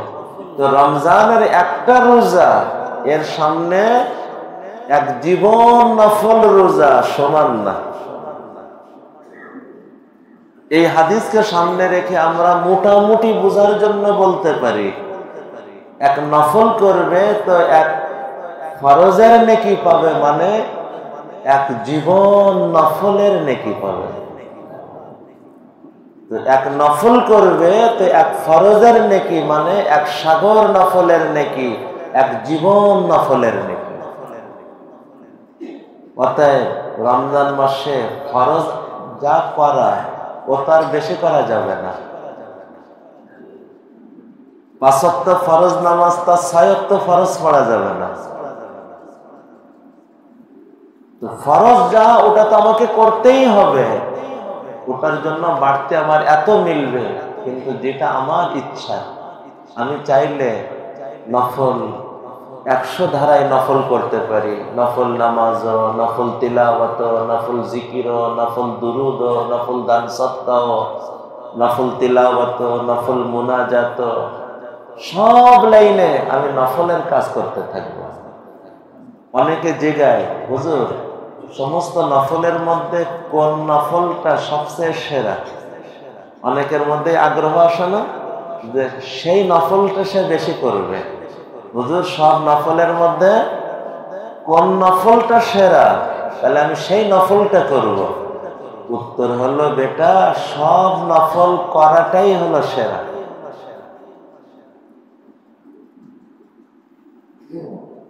যে একটা সেরা নফল তালাশ করে করতে চায়, তার উদাহরণ দুইটা শোনেন। একজন জায়গায় যে হুজুর নামাজের মধ্যে সব থেকে উত্তম রোপণ কোনটে, তাকে উত্তর বলা হবে সাজদা।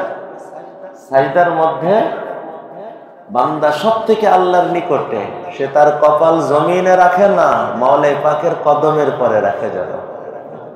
এখন কেউ যদি বলে হুজুর তাহলে এক কাজ করব, আজকে ইমাম সাহেব আল্লাহু আকবার বলে হাত যেই না বাঁধবে, আমি আল্লাহু আকবার বলে সিজদায় চলে যাব, আর সালাম ফিরানো পর্যন্ত সাজদায় পড়ে থাকবো, আমার নামাজ সর্বসেরা নামাজ হবে না?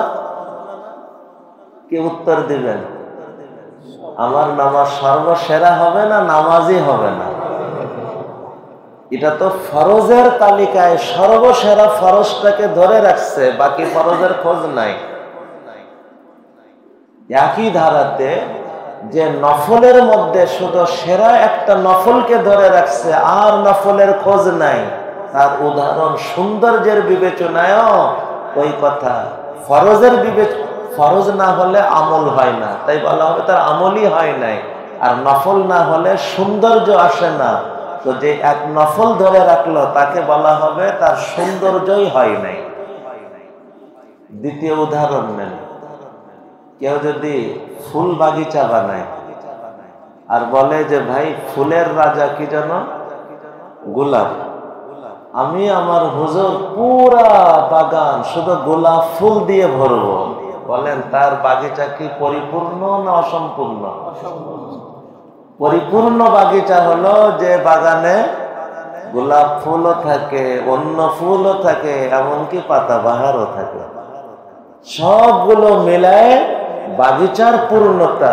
তো আমার জীবনে নফল নামাজও থাকবে, নফল রোজাও থাকবে, নফল জিকিরও থাকবে, নফল তিলাওয়াতও থাকবে, নফল দান সদকাও থাকবে, সব লাইনের নওয়াফিলের উপস্থিতি আমার জীবনে, তো আমার জীবন নফলের বাগিচায় পরিপূর্ণ। আমার জীবন নফলের বাগিচায় পরিপূর্ণ। এই ব্যাপারে আমার কাছে সব থেকে মজার একটা, আমার কাছে লোভনীয় একটা জীবন, শেখ আব্দুল ফাত্তাহ আবু গুদ্দা রহমতুল্লাহ আলাইহি সম্ভবত এই ঘটনাটা লিখছেন অন্য প্রসঙ্গ বুঝাইতে যে এক লোকের মনের মধ্যে আগ্রহ জাগছে, আমি এই জামানার সেরা আলেম আর বুজুর্গদের কাছে জিজ্ঞাবো, আপনার মৃত্যুর আর একটা দিন বাকি, যদি আল্লাহ আপনারে জানায় যে আপনি কোন আমলটা করবেন, ইচ্ছা হলো ওই আমলটা সে বেশি করবে। এক একজনের কাছে যায় আর এক একজন এক একটা উত্তর দেয়, আমি এই করব, আমি এই করব, আমি এই করব। হযরত মুহাদ্দিস আবু নুআইম ইসফাহানি রাহমাতুল্লাহ আলাইহির কাছে গেলে উনি এক উত্তর দিছে, আমার কাছে এই উত্তর মাইল ফলক উত্তর লাগে। উনি বলতেছেন, বেটা আমি এতদিন যেভাবে কাটাইছি, কালকের দিনটা ওই রকমই কাটাবে। আমি এতদিন যেভাবে কাটাইছি, কালকের দিনটাও ওই রকমই কাটাবে। সে তো আবার হুজুরে কেমন উত্তর হলো?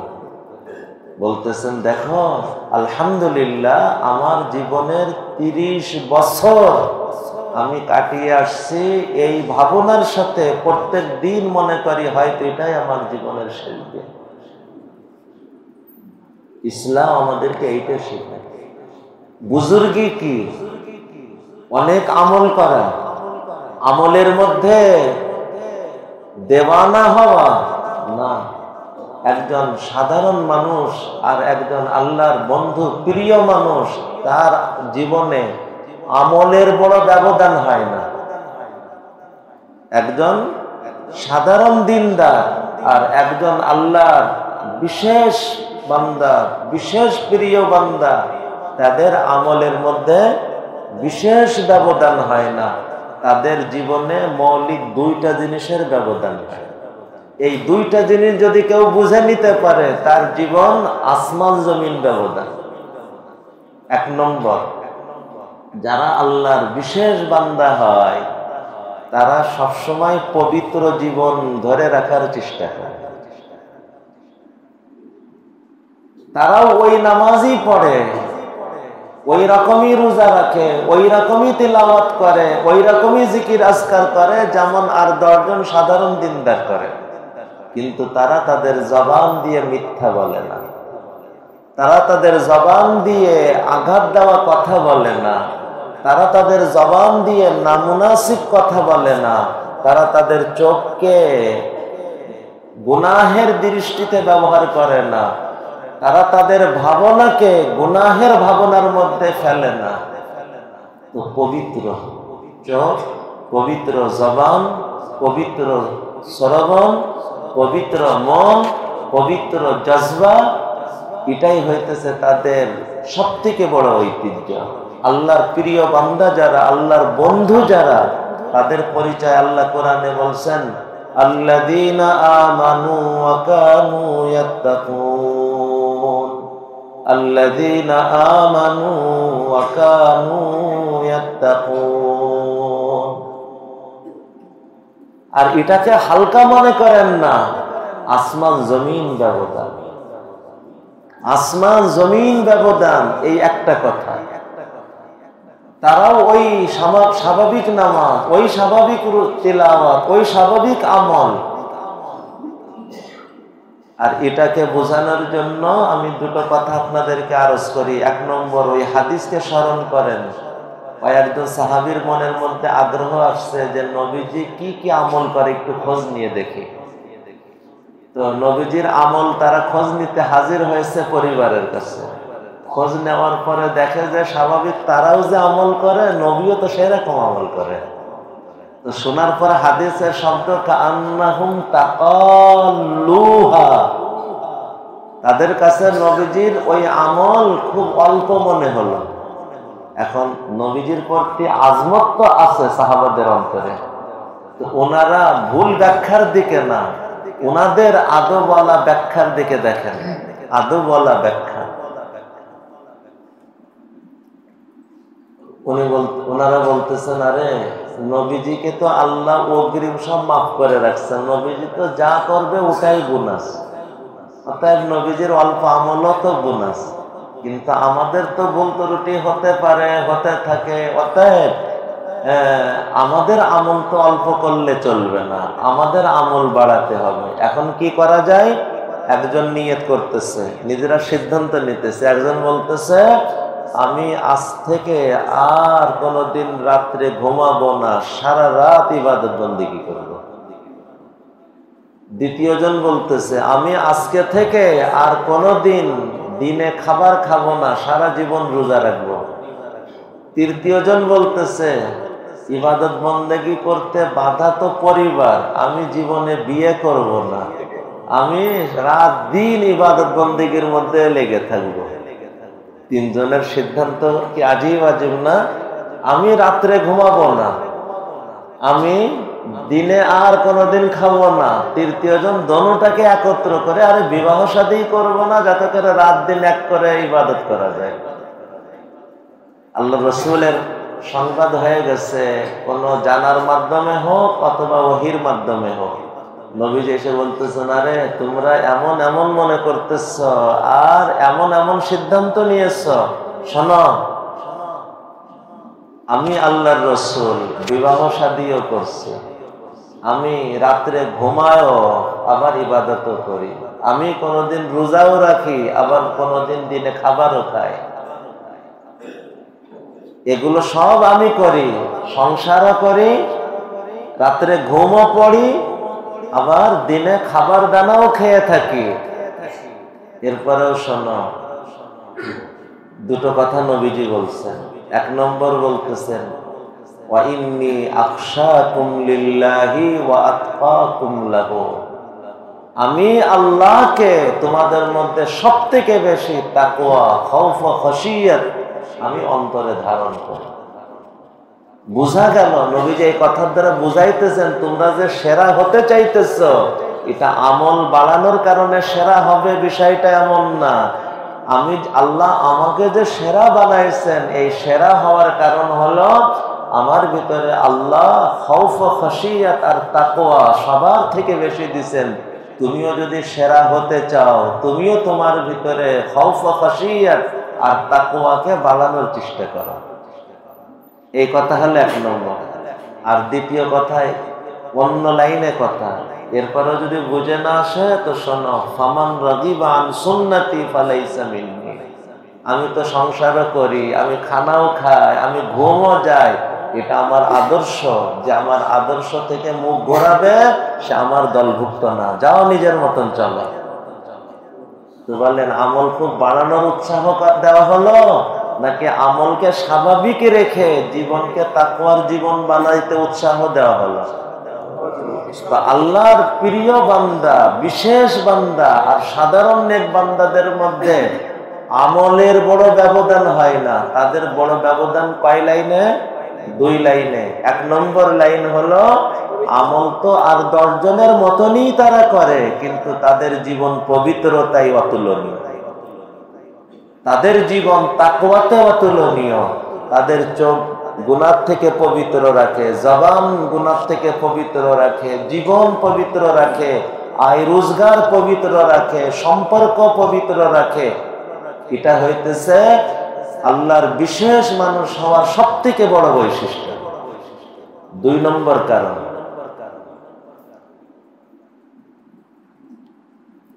আর 10 জন সাধারণ নেক মানুষের মতন তারাও আমল করে, কিন্তু আল্লাহর ওই বিশেষ মানুষগুলির আমলের কোয়ালিটি অতুলনীয় হয়, আমলের গুণ মান অতুলনীয় হয়।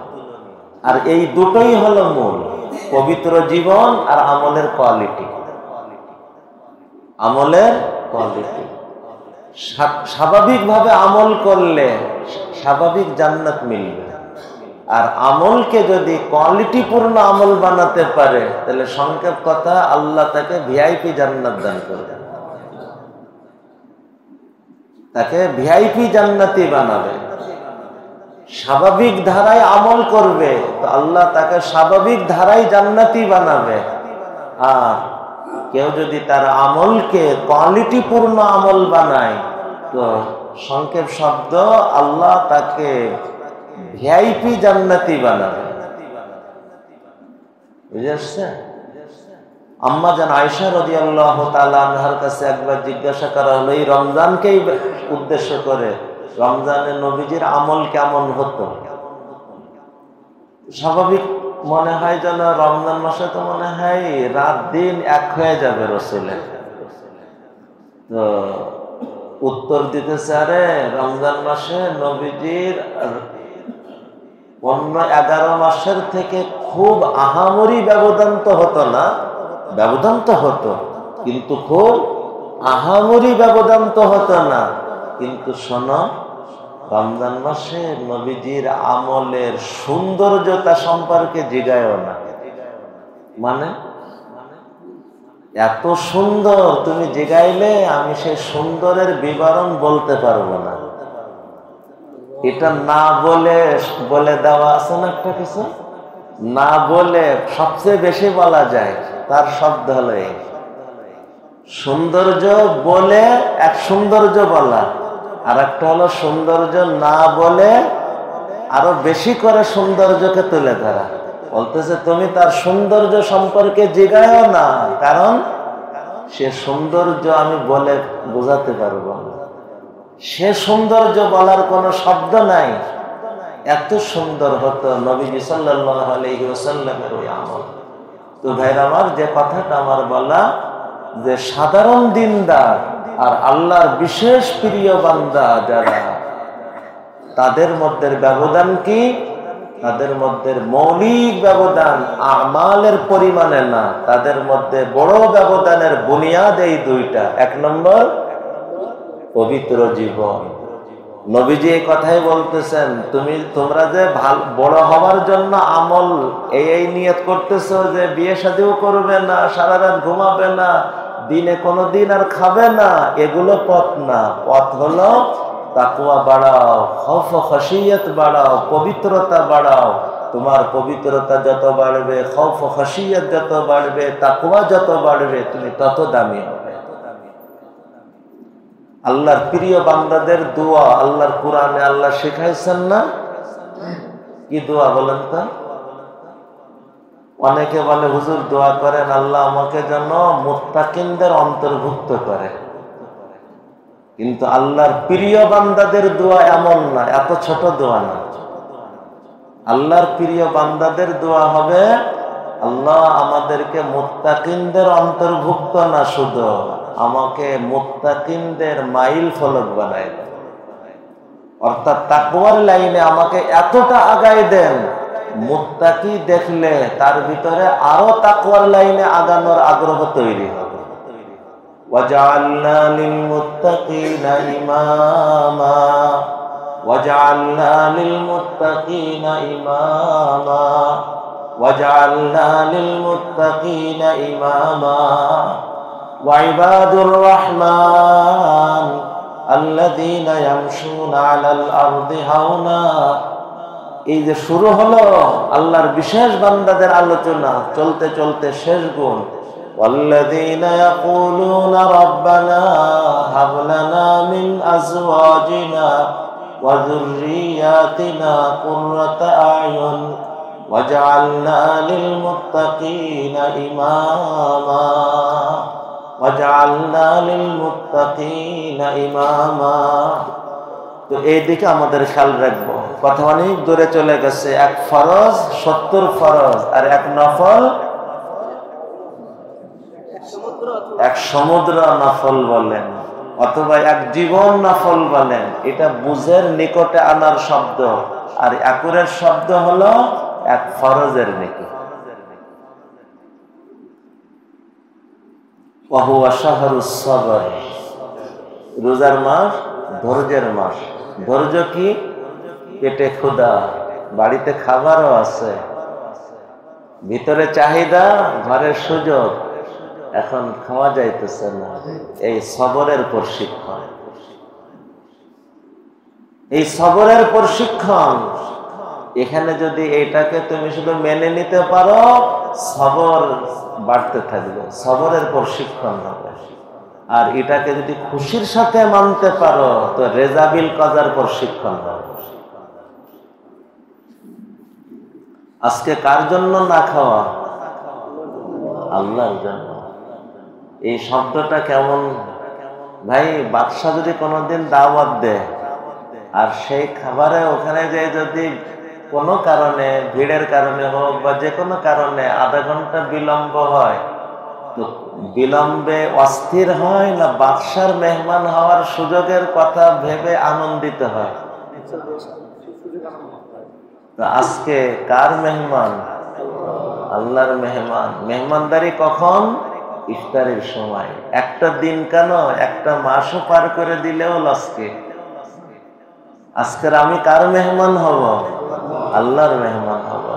হযরত খাজা নিজামউদ্দিন আউলিয়া রহমতুল্লাহ আলাইহির কথা শুনিয়েছি। কখনো গরিব ঘরানা ছিল, কোনদিন যদি ঘরে খাবার না হতো, ওই দিন মা বাচ্চাদেরকে ডেকে বলতে, শোনো আজকের আমরা আল্লাহর মেহমান, আজকের আমরা আল্লাহর মেহমান। মানে কোনো ব্যবস্থা নাই, যদি আল্লাহ পাক কোনো ইন্তজাম করে হবে, না হলে অপেক্ষায় আল্লাহর দিকে তাকাই থাকে।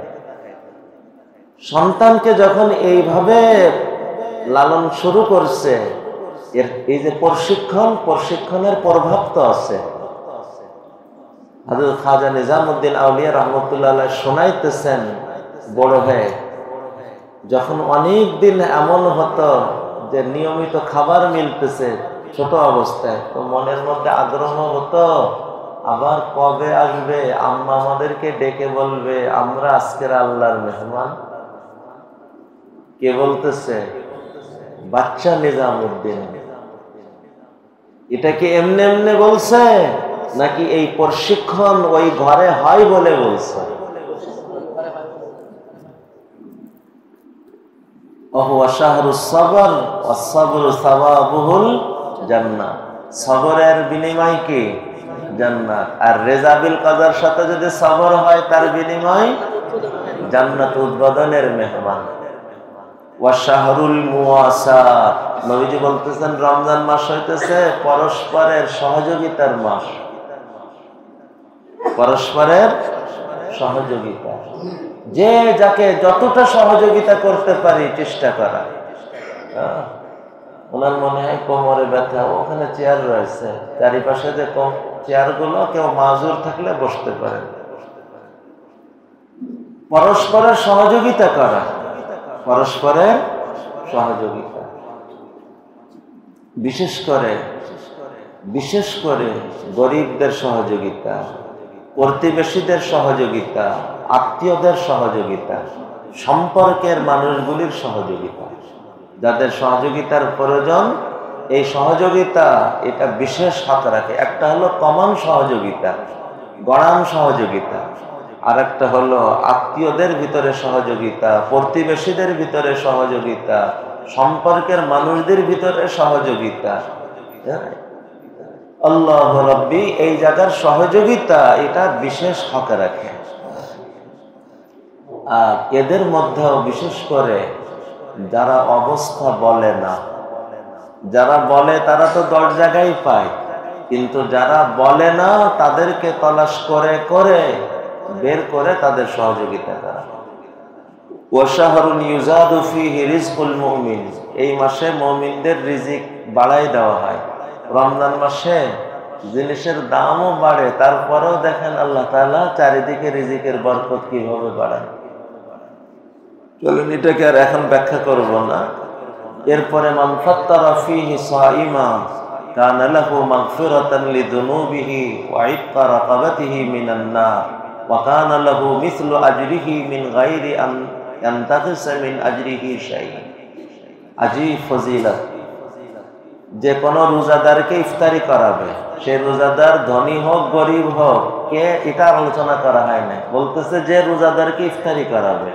নবীজি তার 3টে ফজিলত শোনাইতেছেন। 1 নম্বর, কানা লাহু মাগফিরাতান লিযুনুবিহি, আল্লাহ তার গুনাহ মাফ করে দিবেন।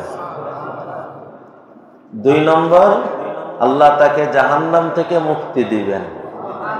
3 নম্বর, যাকে ইফতারি করাইতেছে সে রোজা রেখে যে পরিমাণ নেকি পাইছে সমান নেকি আপনারাও দিয়ে দেওয়া হবে। সুবহানাল্লাহ। এই কথা শুনে কোন রোজাদার তো ইফতারি করতে রাজি হবে না। সারাদিন কষ্ট করলাম আমি, আর ও নেকি নিয়ে নিবে।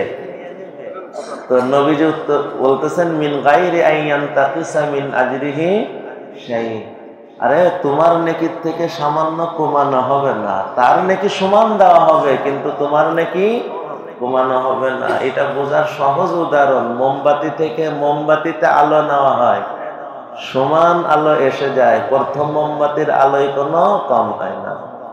তো আল্লাহ তাআলা সমান আলো দিবে, সমান নেকি দিবে, কিন্তু রোজাদারের নেকিতে কোনো কম হবে না। আল্লাহ কুলনা ইয়া রাসূলুল্লাহ, এত ফজিলতের কথা শুনে সাহাবায়ে কেরাম তো ইফতারি করানোর জজবা কি পরিমাণ হতে পারে, কিন্তু হালাত তো সবার সমান না। তো ফজিলাতও পেতে মন চাইতেছে, আবার ইফতারি করানোর সক্ষমতাও তো নাই। তো ওনারা বলতেছেন ইয়া রাসূলুল্লাহ লাইসা কুল্লুনা নাজিদু মা নুফাত্তিরু বিহি সাইম, আমাদের মধ্যে সবাই রোজাদারকে ইফতারি করানোর মতন সামর্থ্য তো নাই, সামর্থ্য তো রাখে না, আমরা ফজিলত কেমনে পাবো? তো নবীজি সাল্লাল্লাহু আলাইহি ওয়াসাল্লাম উত্তর দিতেছেন, ফাকালা রাসূলুল্লাহ সাল্লাল্লাহু আলাইহি ওয়াসাল্লাম ইউতিল্লাহু হাদা সাওয়াব মান ফাত্তারা সাইমান আলা মাযগাতি লাবানিন আও তামরাতিন আও শারবাতিন মিন মাইন। আরে আল্লাহ এই নেকি তো দিবেন যে কোনো রোজাদারকে ইফতারি করাবে 1 ঢোক দুধ, এমন দুধ যেটা পানি মিশ্রিত দুধ, মাযগাতুল লাবান 1 ঢোক পানি মিশ্রিত দুধ। দুধের মধ্যে পানি মিশানো হলে ওটাকে দুধ কম হওয়ার কারণেও করে, অথবা দুধকে হালকা করে পেটে সহনীয় করার জন্যও করে। আর দুধের মধ্যে এই পানি মিশানো দুধ 1 ঢোক দিয়েও যদি ইফতারি করায়, আল্লাহ তাকেও এই নেকি দান করবে। এরপরে বলতেছেন একটা খেজুর দিয়েও যদি ইফতারি করায় আল্লাহ তাকেও এই নেকি দান করবে। আরে যদি দুধও নেই খেজুরও নেই, আল্লাহর দেওয়া পানি আছে না, ওই পানি দিয়েও যদি ইফতারি করায় দাও আল্লাহ তারও এই নেকি দিবে। এখন আর চিন্তা কিসের? তবে ওয়ামান আশবা সাইমান, আল্লাহ যদি কোনো রোজাদারকে পেট ভরে খাওয়াই দেয়, কোন বান্দা যদি কোন রোজাদারকে পেট ভরে খাওয়াই দেয়, সাকাহুল্লাহু মিন হাউজি শারবাতান লা ইয়াজমাউ হাত্তা ইয়াদখুলাল জান্নাহ, তো আল্লাহ তাআলা আমার হাউজে কাউসার থেকে তাকে এমন ভাবে পানি পান করাবে জান্নাতে ঢোকা পর্যন্ত আর পিপাসা তাকে স্পর্শ করবে না। তাহলে এখন জান্নাতে ঢুকলে তো পিপাসা লেগে যাবে। আরে জান্নাতে তো কোন জান্নাতের পিপাসা লাগবেই না। এটা সরাসরি কোরআনে আল্লাহ বলছেন জান্নাতে কোনো পিপাসা নাই, জান্নাতে কোনো পিপাসা নাই। ওহুয়া শাহরুন আউয়ালুহু রাহমাতুন ওয়া আওসাতুহু মাগফিরাতুন ওয়া আখিরুহু ইতকুম মিনান নার। আচ্ছা, এই যে ইফতারি, এই বিষয়ে আমি আগেও আপনাদেরকে বলছিলাম। দেখেন আলহামদুলিল্লাহ আমাদের বাংলাদেশের বিভিন্ন মসজিদে ইফতারির সিস্টেম আছে। এটা মুবারক এই বিবেচনায় যে অনেক পথিক, অনেক জরুরতমান সহজে ইফতারি পেয়ে যায়। কিন্তু আমাদের দেশগুলিতে ধারা হলো একটা চার্ট টাঙ্গানো থাকে, 1 তারিখে অমুক, 2 তারিখে অমুক, 3 তারিখে অমুক, এইভাবে চার্ট টাঙ্গানো থাকে না? সব জায়গায় না, মাশাআল্লাহ। যে জায়গায় থাকে তাদেরটা আমি শোনাইতেছি আর কি। তো এটা দিয়ে একদিন মনে করেন 100 লোক ইফতারি করে, তো ওই একজন মানুষ 100 জনকে ইফতারি করানোর নেকি পাবে। কিন্তু সিস্টেমটা যদি পাল্টায় নেয়, এই 30 জন মিলেই পুরো 30 জনের ইফতারি করবে, অথবা পুরো 30 দিনের ইফতারি একটা সম্মিলিত ফান্ড গঠন করা হবে, সবাই ওর মধ্যে শরিক হবে। আমি অমুক দিন এই শব্দ না, তো আল্লাহ তাআলা ওই শরিক হওয়ার বরকতে 30 দিনেই ইফতারি করানোর নেকি তার আমলনামায় দান করবে।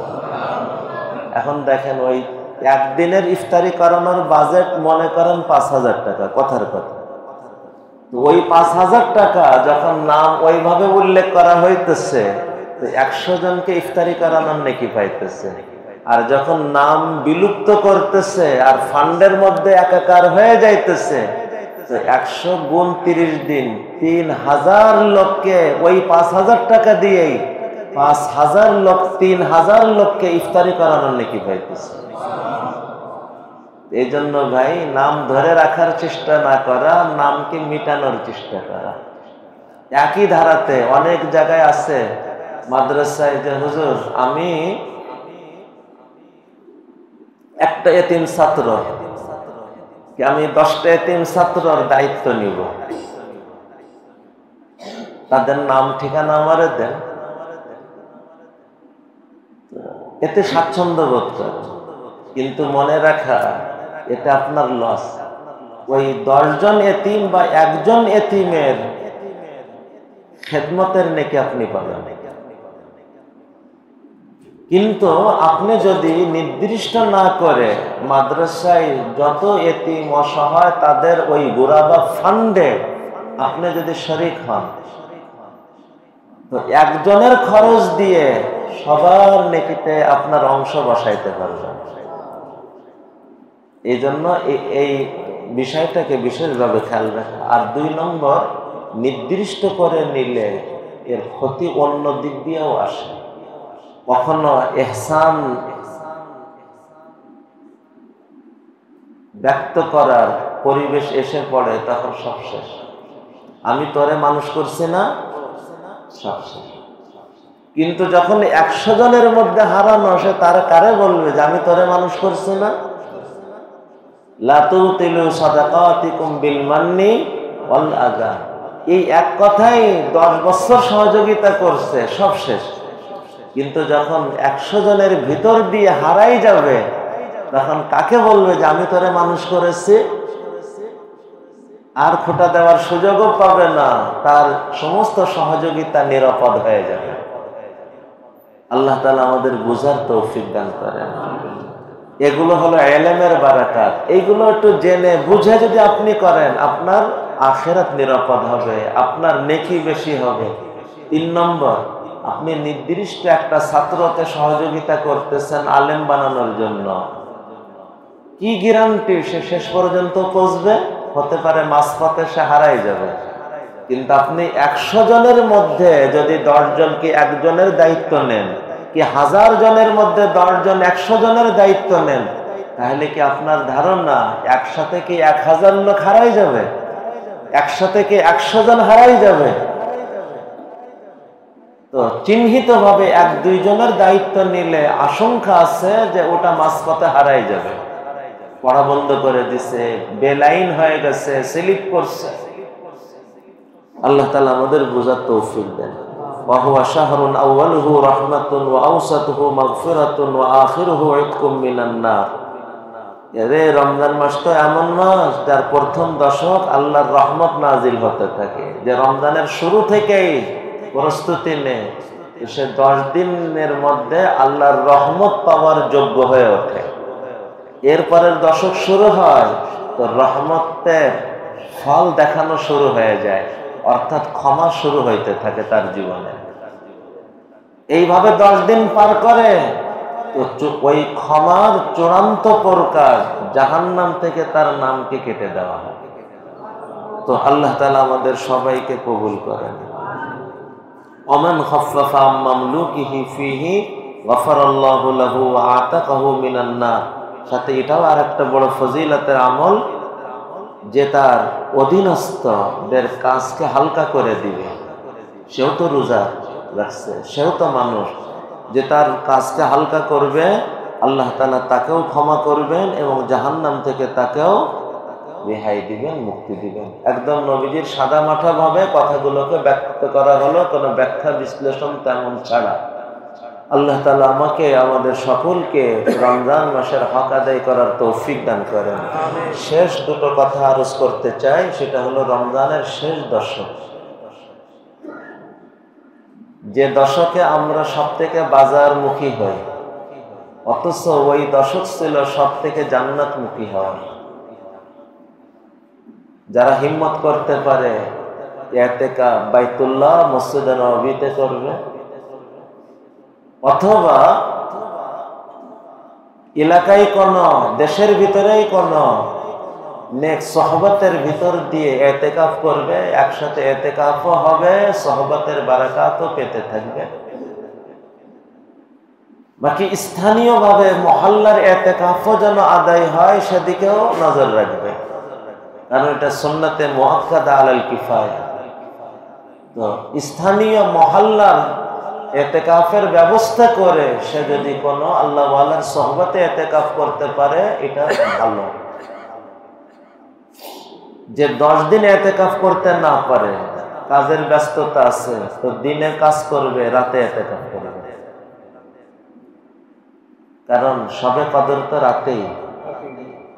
যে রাতগুলিতে অবস্থান করলো, ইতিকাফে যে থাকে, সে ঘুমায় থাকলেও তার আমলনামায় নেকি চলে। অতএব যে ইতিকাফে রইল, তার সবে কদরের বরকত একদম হারানোর কোনো সুযোগ নেই। ইতিকাফ যদি রাতগুলোও সব না পারি, কমপক্ষে বেজোড় রাতগুলি ইতিকাফে অবশ্যই থাকার চেষ্টা করি। আল্লাহ তাআলা আমাদেরকে ইতিকাফের ব্যাপারে যত্নবান হওয়ার তৌফিক দান করেন। সবথেকে ভালো তো হলো রমজানের আগেই পুরো রমজানের বাজার করে রমজানকে ফারেক করে নেওয়া আখিরাতের জন্য। না পারি কমপক্ষে শেষ দশক তো অবশ্যই ফারেক করে নেওয়া আখিরাত কামানোর জন্য। হাদিস আসছে নবীজি সাল্লাল্লাহু আলাইহি ওয়াসাল্লাম শেষ দশক তো কোমর বেঁধে আমলে নামতেন এবং তার পরিবারকেও রাত জাগাইতে শুরু করতেন। ওয়া আইকাযা আহলাহু। আল্লাহ, এটা হলো একটা আমল যেটা বিশেষভাবে খেয়াল রাখা। দ্বিতীয়, যাকাত এবং ফিতরা। যাকাত এবং ফিতরা আমভাবে আমরা রমজানে যাকাত দিয়ে থাকি, তো যাকাত হিসাব করে করে আদায় করা। মনে রাখা, জাকাত এটা মালের জরিপানা না। জাকাত মালের পবিত্রতা আনে, জাকাত মালের নিরাপত্তা আনে, জাকাত মালের বরকত আনে। খুব সংক্ষেপে, জাকাত মালের কোনো জরিপানা না, জাকাত মালের নিরাপত্তা আনে, জাকাত মালের পবিত্রতা আনে, জাকাত মালের বরকত আনে। আল্লাহ। আর সদকায়ে ফিতর, সদকায়ে ফিতর প্রত্যেক বছর ফাউন্ডেশন থেকে, স্থানীয় ইমাম পরিষদ থেকে, ওলামা পরিষদ থেকে একটা এলান হয় যে বছর 70 টাকা, 60 টাকা, 65 টাকা গড়ান সব ওই সদকায়ে ফিতর দেওয়া শুরু করে। এটা ইসলামী তরিকা না। ইসলামী তরিকা হলো সদকায়ে ফিতরের মূল মাপকাঠি কয়েকটা ধারা: আটা, গম, খেজুর, জব, পনির, কিশমিশ, এগুলোকে শরীয়তে মাপকাঠি বানাইছেন। তো এই যে জিনিসগুলা, এই জিনিসগুলাকে সামনে রাখবো, রেখে প্রত্যেকের অবস্থান অনুপাতে আটার যে মাপ আমরা সবাই জানি, ওটা শুধু আটারই মাপ, বাকি খেজুর, পনির, কিশমিশ ইত্যাদিতে ওটা ডবল পরিমাণ, বাস এতটুকু। তো যার যতটুকু ক্যাপাসিটি আল্লাহ দিয়েছেন, সে তার অবস্থান অনুপাতে ভালোর থেকে ভালো সদকায়ে ফিতর দেওয়ার চেষ্টা করবে। এখন কেউ বলতে পারে যে হুজুর 65 টাকা দিলে কি ফিতর আদায় হবে না? উত্তর হলো যে ভাই, ডাউল ভাত খেলে পেট ভরবে না? তাহলে সবাই ডাউল ভাত দিয়ে ভাত খান না কেন? প্রত্যেকের হালাত অনুপাতে সে তার খানাকে ভালোর থেকে ভালো বানায়। ডাউল ভাত দিলেই তো সবার পেট ভরে যায়। আচ্ছা, পলিস্টার কাপড় দিয়ে জামা বানাইলে জামা হয় না? তাহলে প্রত্যেকেই তার অবস্থান অনুপাতে ভালো জামা, ভালো কাপড়ের চিন্তা করি কেন? পলিস্টার দিয়েও তো সবার জামা হয়ে যায়। তো যেমন পলিস্টার দিয়েও জামা হয়, লবণ ভাত আর ডাউল ভাত দিয়েও পেট ভরে যায়, ওই রকম সর্বনিম্ন ওই পরিমাণ সদকায়ে ফিতর দিলেও আদায় হয়ে যায়। কিন্তু এটা ইসলামের মেজাজ না যে আমি নিজের জন্য তো ভালোটা তালাশ করব, আর আল্লাহর জন্য পার হওয়াটা দিয়েই পার হয়ে যাব। লান তানালুল বিররা হাত্তা তুনফিকু মিম্মা তুহিব্বুন। তোমরা কখনো ভালাই কল্যাণ পাবে না যত সময় তোমার প্রিয় জিনিস থেকে না বের করবে। নিজের জন্য সেরাটা আর আল্লাহর জন্য কোন রকমেরটা। এই আয়াত নাজিল হয়েছে, তো সাহাবী রাসূল এসে বলতেছেন, ইয়া রাসূলুল্লাহ, আমার সমস্ত সম্পদের মধ্যে অমুক সম্পদটা আমার সবথেকে প্রিয়। আমি কোরআনের এই ফজিলত পাওয়ার জন্য আমার সবথেকে প্রিয় এই বাগান, এই জমিন পুরা বাগান সহ আল্লাহর রাস্তায় দান করে দিলাম, কারণ এটা আমার সবথেকে সেরা। আমি চাই আমার সবথেকে সেরাটা আমার মাওলাকে দিব। এ হল একজন মুমিনের জজবা। আমি সেরা সদকায়ে ফিতর আদায় করব আমার পারকতার মধ্যে। খেজুরের মধ্যে বিভিন্ন স্তরের খেজুর আছে, তো প্রত্যেকে তার অবস্থান অনুপাতে সদকায়ে ফিতর শুধু পার করার না, সদকায়ে ফিতর ভালোটার থেকে ভালোটা দেওয়া, সেরাটার থেকে সেরাটা দেওয়ার চেষ্টা করা। ভাই, আল্লাহর সাথে চালাকি করব, তা আমিও চালাকির মধ্যে পড়ে যাব। আল্লাহ আমাদেরকে ভালোটা দেওয়ার তৌফিক দান করেন। আমি যখন আল্লাহকে ভালোটা দিব, আল্লাহ আমাকে ভালোটাই দিব। আমি যখন আল্লাহকে ভালোটা দিব, তা আল্লাহ আমাকে সবসময় সেরাটা দিতে থাকবে ইনশাআল্লাহ। আল্লাহ তাআলা আমাদেরকে কবুল করেন। এই দুটো কথা শেষ দশককে সামনে রেখে বিশেষভাবে বলার কারণ, এই দুটো কাজ শেষ দশকে সাধারণত হয়ে থাকে। এক ইতিকাফ, দ্বিতীয় সদকায়ে ফিতর, যাকাত। আর সদকায়ে ফিতর আর যাকাত কেন? রমজান মাস তো শাহরুল মুওয়াসাত, পরস্পরের সহযোগিতায় হাত খুলে যে যতদূর পারি আখেরাত কামানো, যে যতটুক পারি আখেরাত কামানো। এই সময় বিশেষভাবে মনে রাখা ফিলিস্তিনদেরকে, ফিলিস্তিনি ভাইদেরকেও মনে রাখা। আল্লাহ তাআলা সুযোগ এনে দিচ্ছেন রমজান মাস সামনে, আবার সেই সময় ফিলিস্তিনের সহযোগিতা।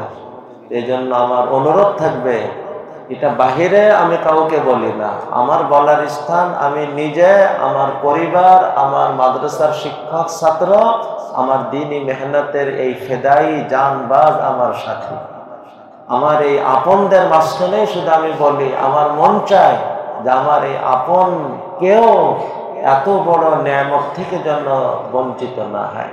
আল্লাহ তাআলা আমাদের সকলকে ফিলিস্তিনের পাশে দাঁড়ানোর তৌফিক দান করেন। বর্তমান সময় আমি আগেও বলছি, বারবার বলতেছি, আমার জানা মতে আজকে পৃথিবীতে ফিলিস্তিনের সহযোগিতার থেকে উত্তম কোনো দান, কোনো সহযোগিতা আমার জানা নাই। কারণ একই সাথে এতিম, বিধবা, অসহায়ের সহযোগিতা, একই সাথে মক্কা মদিনার পরে পৃথিবীর সবথেকে পবিত্রতম স্থান মসজিদে আকসার হেফাজতের সহযোগিতা, একই সাথে জিহাদ ফি সাবিলিল্লাহর সহযোগিতা। তো আল্লাহ তাআলা আমাদেরকে কবুল করেন। হ্যাঁ, রমজান মাসেও এটাকে খেয়াল রাখবো। আল্লাহ তাআলা আমাদেরকে কবুল করেন। সবাই কয়েকবার দুরূদ শরীফ পড়ি, আল্লাহুম্মা সাল্লি আলা